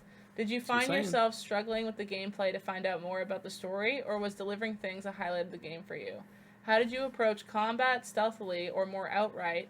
And what weapons did you find yourself gravitating to? Love the show. Oh, love the show. Thank you, Ryan. Ryan. Do you want to start, or do you want me to start? Well, there's a lot of... I'll start with the first question you asked, which was... Well, we talked about the pandemic. Yeah, I mean, and again, to highlight that point, this game really... And also, again, as someone whose job is a delivery man, to some respects, I deliver things, in a pandemic, it really did hit me very strongly. And... Well, all this talk about essential workers while also shivving them in the back and sending them to the front. You're being told the world's on fire and that you should never leave your house, but also, hey, go work. Yeah. It hit me hard. The people that tell you that sit at home. Yeah. Absolutely, very, very well observant point. It feels like it was made after COVID happened, which is so interesting. For sure. And it truly does feel like, not that it predicted COVID, but that it complements the fears of COVID, and almost purposefully. Yeah, I'll say very quickly, and then this is kind of like a question we can both kind of answer. I think when Ryan asked, did we find ourselves struggling with the gameplay to find more about the story? See, for me, and I think where me and Haley sort of differ on the game is that I was playing for the story. I wanted to see how it ended really, really, really, really bad, and because of that, I did the quickest thing I could in every area to get to the story. So I didn't engage with the systems nearly as much as Haley did, and you can talk about those systems more. Yeah. But, the gameplay I think is very, very good. Don't get me wrong. I really liked it, and I loved how it tied into the story. Yeah. But I definitely was trying to get through it as quickly as possible to the point where I was like, I'm just going to hopefully put on the bare minimum, and maybe I'll get beat up by a BT, and maybe my equipment will get, degraded, and I'll get a C ranking, but I don't care. Yeah. Whereas you... Feel free to. You're going with those S ranks. I'm an S ranker. Yeah. S plus. Mm-hmm. Well, I don't know. It's the thing I said at the top of the show. Something about being in a world that's shitty and my influence makes it better and more efficient is like gamer catnip to me. Like, yes. I love it. Like, I just love it. Like, I really wish more games had this kind of element to them where you come in and you fix things, like Terrytown in Breath of the Wild. It's a great example. You go and you make Terrytown a thing. I wish Breath of the Wild had more stuff like Death Stranding did, really, to be honest. I wish that I'd be more engaged in that open world if I felt I was affecting it more. That's fair. Like, Terrytown's the best quest in Breath of the Wild to me. Because I'm making a difference. Yeah. Like, when you go back to Terrytown and everyone's happy and living there, it's because you went and you found all the Terrys and brought them back, and they're happy. And it's therefore really satisfying to go back there and be like, no, Yeah, this is nice. definitely. Or, like, it's the same thing as putting materials in to make a house, and then you feel cozy and safe at nighttime. It's the same thing. Like, I just think this game does that really well, and I honestly was getting through the story so I could go back to building the highway. Which is If I'm complete gonna be totally opposite honest. of me, which is cool. Yeah. Approach to combat, I avoided it outright. I think Yeah, I just ran I away. went into a mule camp maybe once. Yeah. They weren't even that hard to fight. No, at that point you literally just kind of like, because you get like a, what's it called, like the gun that shoots a string that ties up their legs. The I want to say lasso gun, but it's not a lasso gun. lasso. It's called like the bolt something. Yeah. I don't know. That's what I used a lot, because this question, like, what weapon do you find yourself gravitating towards? I did that one because it was easy. There's a zapper gun, which I think is only in the director's nut. Oh, yeah. Cut. Director's nut. Shoutouts to our friend Crater who calls it director's nut. It's only in the director's cut, and if they're standing in water, you just have to shoot the water and it zaps Oh, everyone. that It's very seems, yeah. fun. Like, that was fun. I liked that. And I also like the rope one, and just the non-lethal assault rifle, and just blast them. It only takes like 6 bullets before they go, oh. Also and they piss fall grenades over. because they're hilarious. I never use the grenades. Only on BTs. Just throwing a big old bag of piss at your enemies. That's the way to go. Yeah. Thank you for the question, Ryan. Thank That was you, great. Ryan. Check out Splunkers. They're awesome. All right. From Chris Babino. A man named Nabs. Check All from right. check out from Hello Hyrule. Great podcast. Check them out. There are a lot of exciting mechanics in Death Stranding, but to me the standout has got to be the way they implemented asynchronous co-op, more specifically with the items that people were able to leave behind. In Souls games, what we're talking about, players are able to leave messages for others which can point out hidden treasures, shortcuts, or even weaknesses for upcoming bosses. Death Stranding takes a step forward by letting the player leave physical items that assist others with traversal of some of the more difficult parts of the environment. And let's be honest, the real bosses of Death Stranding are some of those mountains. True. Both games allow other players to rate these, allowing for a governance among the community of what should be shown and what should be trashed. Did you guys have any standout experience with these mechanics? Are there any ways that could have improved this in your eyes? Would you like to see some sort of cooperative play in more games, or do you think it would get tired quick? A lot of great points in this question, Chris. Yeah, that's funny that we did the same Dark Souls comparison too. Well, yeah, because I mean, when I played this for the first time, I immediately thought of Dark Souls. I know Chris is a big Dark Souls fan like myself. I mean, I think of plenty of experiences like we're saying throughout the show. Like, there's so many times I was trying to get through an area and I was like, oh, I'm out of grappling hooks. I'm out of ladders. I got like 2 blood bags, and then someone just happened to have the perfect 30-foot ladder to get me out of that area, or someone left a bike. Yeah. And like those moments are like, oh my god, thank you, upvote, upvote, upvote, upvote. Like, I'm so grateful to you. Yeah, you saved You me. know, like F your mama 92, whatever's like their name is on PSN that you see. Creamsicle 113. Yeah, it's like Some it's random amazing shit. because it really does feel like you're not in this very in a game where you spend a lot of time alone wandering the world, that you're not alone. There's other people out there, much like Dark Souls does, because I think that this Dark Souls comparison is very apt again, because you're playing Dark Souls, it's like, man, this sucks, but then you'll see like a random ghost of somebody who's playing the exact same area as you are, and it feels really good to know that you're not alone in this world. And I hope to see more of these co-op experiences. Obviously, it'll be in Elden Ring as well, but I love this idea of, like, you know, I think even Journey did this back in the day, right? Well, Which is great example. phenomenal. Of, like, you know, you Peep, peep, peep when you like get excited and see them. yeah, and that game, Journey's a fucking 10 out of 10. It's so good. I love Journey. You meet someone and you can't talk to them. You can only, you know, ping at each other. Yeah. But like, I'll never forget playing Journey and those people I met in that game. I don't remember their names. I remember that experience. Yeah. Like, more co-op like that, please. I had like a friend on my PSN for like years that was just a dude who was at the bridge level with me in Journey, who we both went peep peep peep peep peep, and we like had fun and ran around, and then he just added me as a friend, and I was like, that was fun, thanks. He's like, yeah. And like I don't remember what his gamertag was, but I just remember seeing his gamertag for years and be like, that was my Journey friend. It's weird. That's so memorable. Journey's a really good example. And Journey's a good example of how it could be implemented in ways that don't have to be as super implemented as like Death Stranding, or it's almost like if it was a sliding scale, it's like Death Stranding, Dark Souls, Journey. Right. Yeah, absolutely. There's tons of Journey experiences like Journey that could use it, but I think it almost thematically has to warrant it before you could just shove it in. Yeah, of course. Like, a game has to kind of be about being alone to warrant like you being excited to be like moving in, like interacting with people, because even like I think about open world games, like open world shooters or whatever, like when I'm playing Watch Dogs.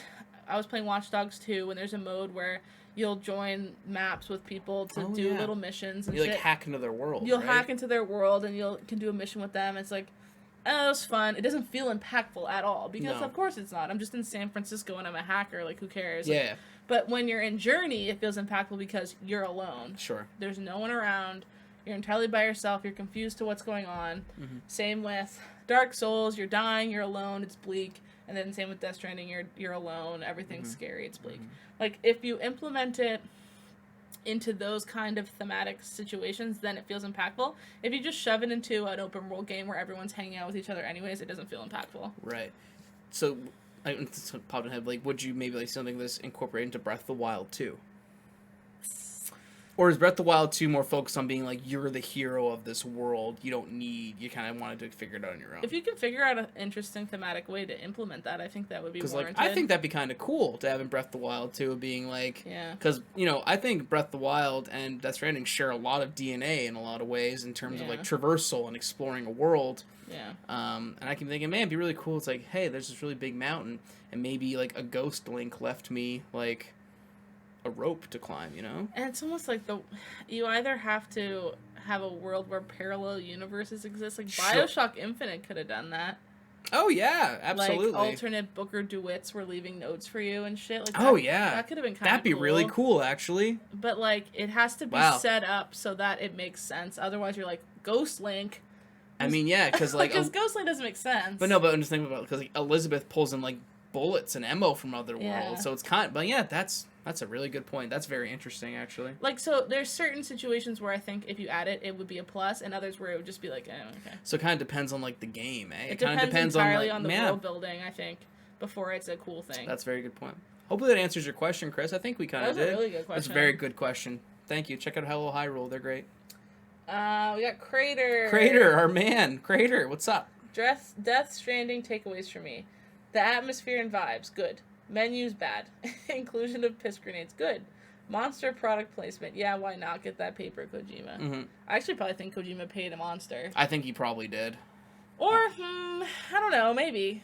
I mean, maybe like, it's just a beneficial... is the overlap between, like, because like, I think people, like, if I'm going to drink an energy drink, I'll drink a Monster over Red Bull. I kind of like Monster. Like, OG Green Monster is pretty good. I like the purple Monster. Oh, that one is also good, too.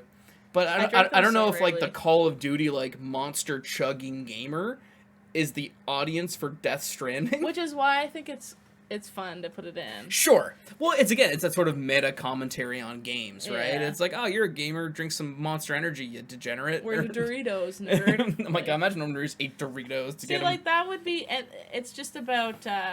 the opposite of the vibe, like, oh, what a high-class thing that has Monster in it, what the heck?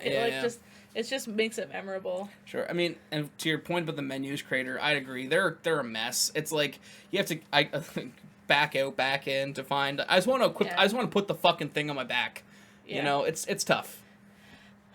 I will say that the menus are about as good as they could get based on the things that you have to do. The systems that are in place. Like, as much as I totally agree, the menus are very clunky, and it's like, oh, I want to put this on the cart, but I want the cart to go in the van, and I want... Like, there's tons of ways where it could have been fixed a bit. Like, same way that Animal Crossing, it's like, let me craft more than one thing at once. There's, like, little tweaks that you could done to the menu system, but I think overall, the way that it's structured makes sense. There's just little things that could get tweaked. Mm-hmm. And so, for someone who's going through and getting, like, 100% on everything right now, the more you use it, the more you're like, okay, yeah.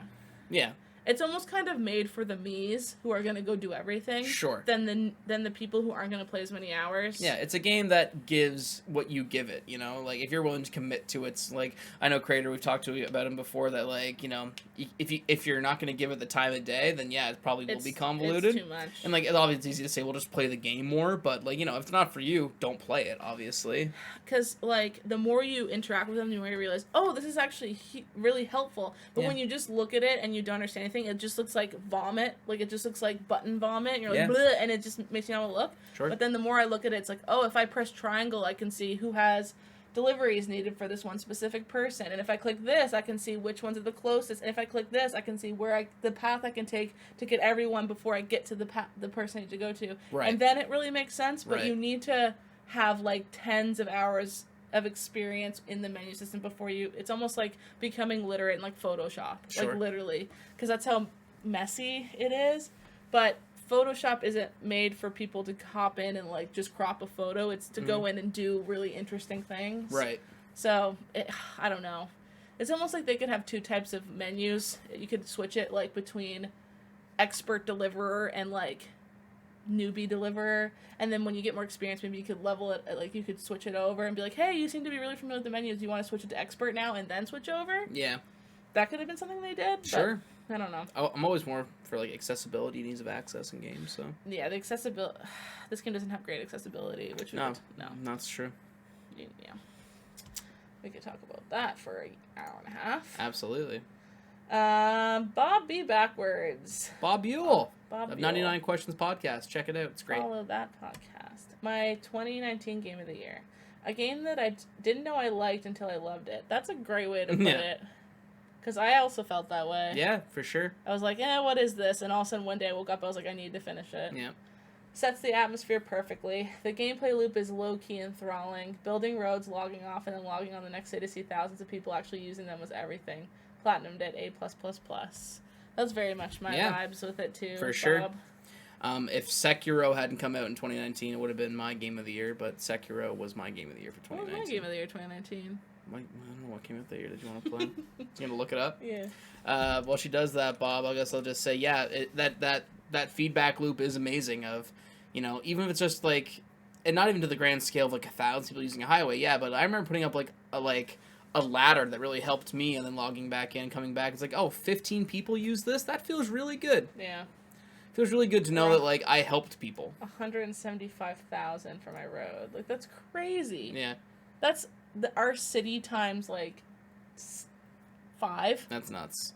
I think mine was Apex Legends in 2019. Sorry. Don't laugh at me. Not Untitled Goose Game.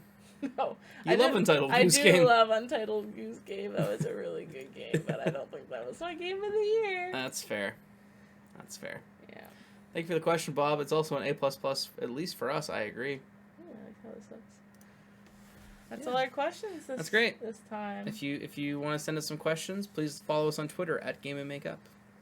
And where can people find you on Twitter, Michael? I'm on Twitter at Mike P. Tucker. I usually tweet about Game and Makeup stuff, so it's pretty much overlap a lot of the time. Where can I find you, Haley? At HaleyFacts on Twitter. Mm-hmm.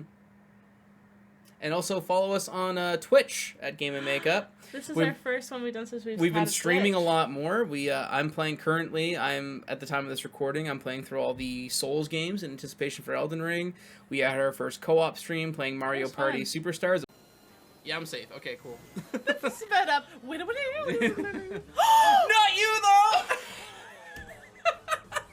What the hell? Because you guys are all down there at the bottom. No way. It was a blast. We hope everyone will stop by, and in the future we'll be playing more games on there that have to do more with the show. Maybe also if you follow Haley's also on HaleyFacts at Twitch, where you can watch. She played a lot of Death Stranding the last little bit on Twitch, so maybe for going forward in the show we'll be streaming more of our playthroughs, getting ready, where you guys can come in and talk to us about it there. That'd be a lot of fun. That'd be super cool.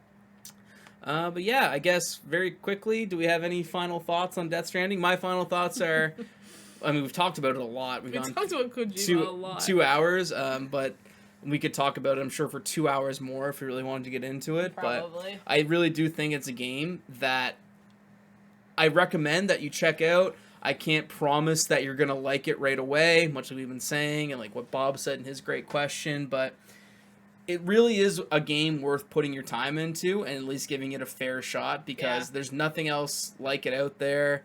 It's a mess, it's convoluted, it's way too long, but it's also enthralling, and it's beautiful, and it's really great. Yeah. I can't guarantee that you'll think it is, but I think it is, and I think, Haley, at the end of the day, you thought it was as well. It makes you feel part of the zeitgeist to beat it. Like, it really does. It's one of those things that's like, wow, it's so unique, and it's so new and fresh, and even if it's bad, at least it's fresh.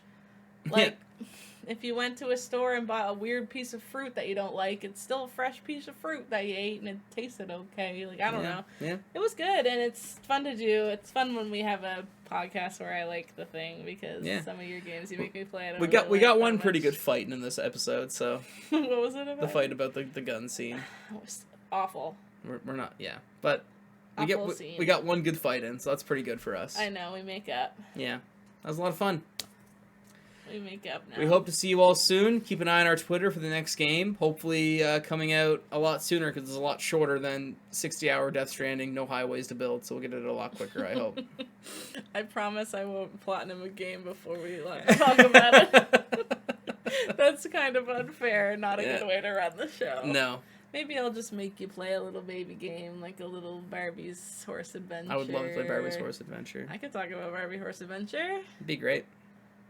Well, yeah. All right. Well, thank you very much, everybody. Check us out on Twitch and on Twitter. We'll have the links displayed down here. We'll see you all soon. Bye-bye now. Bye-bye.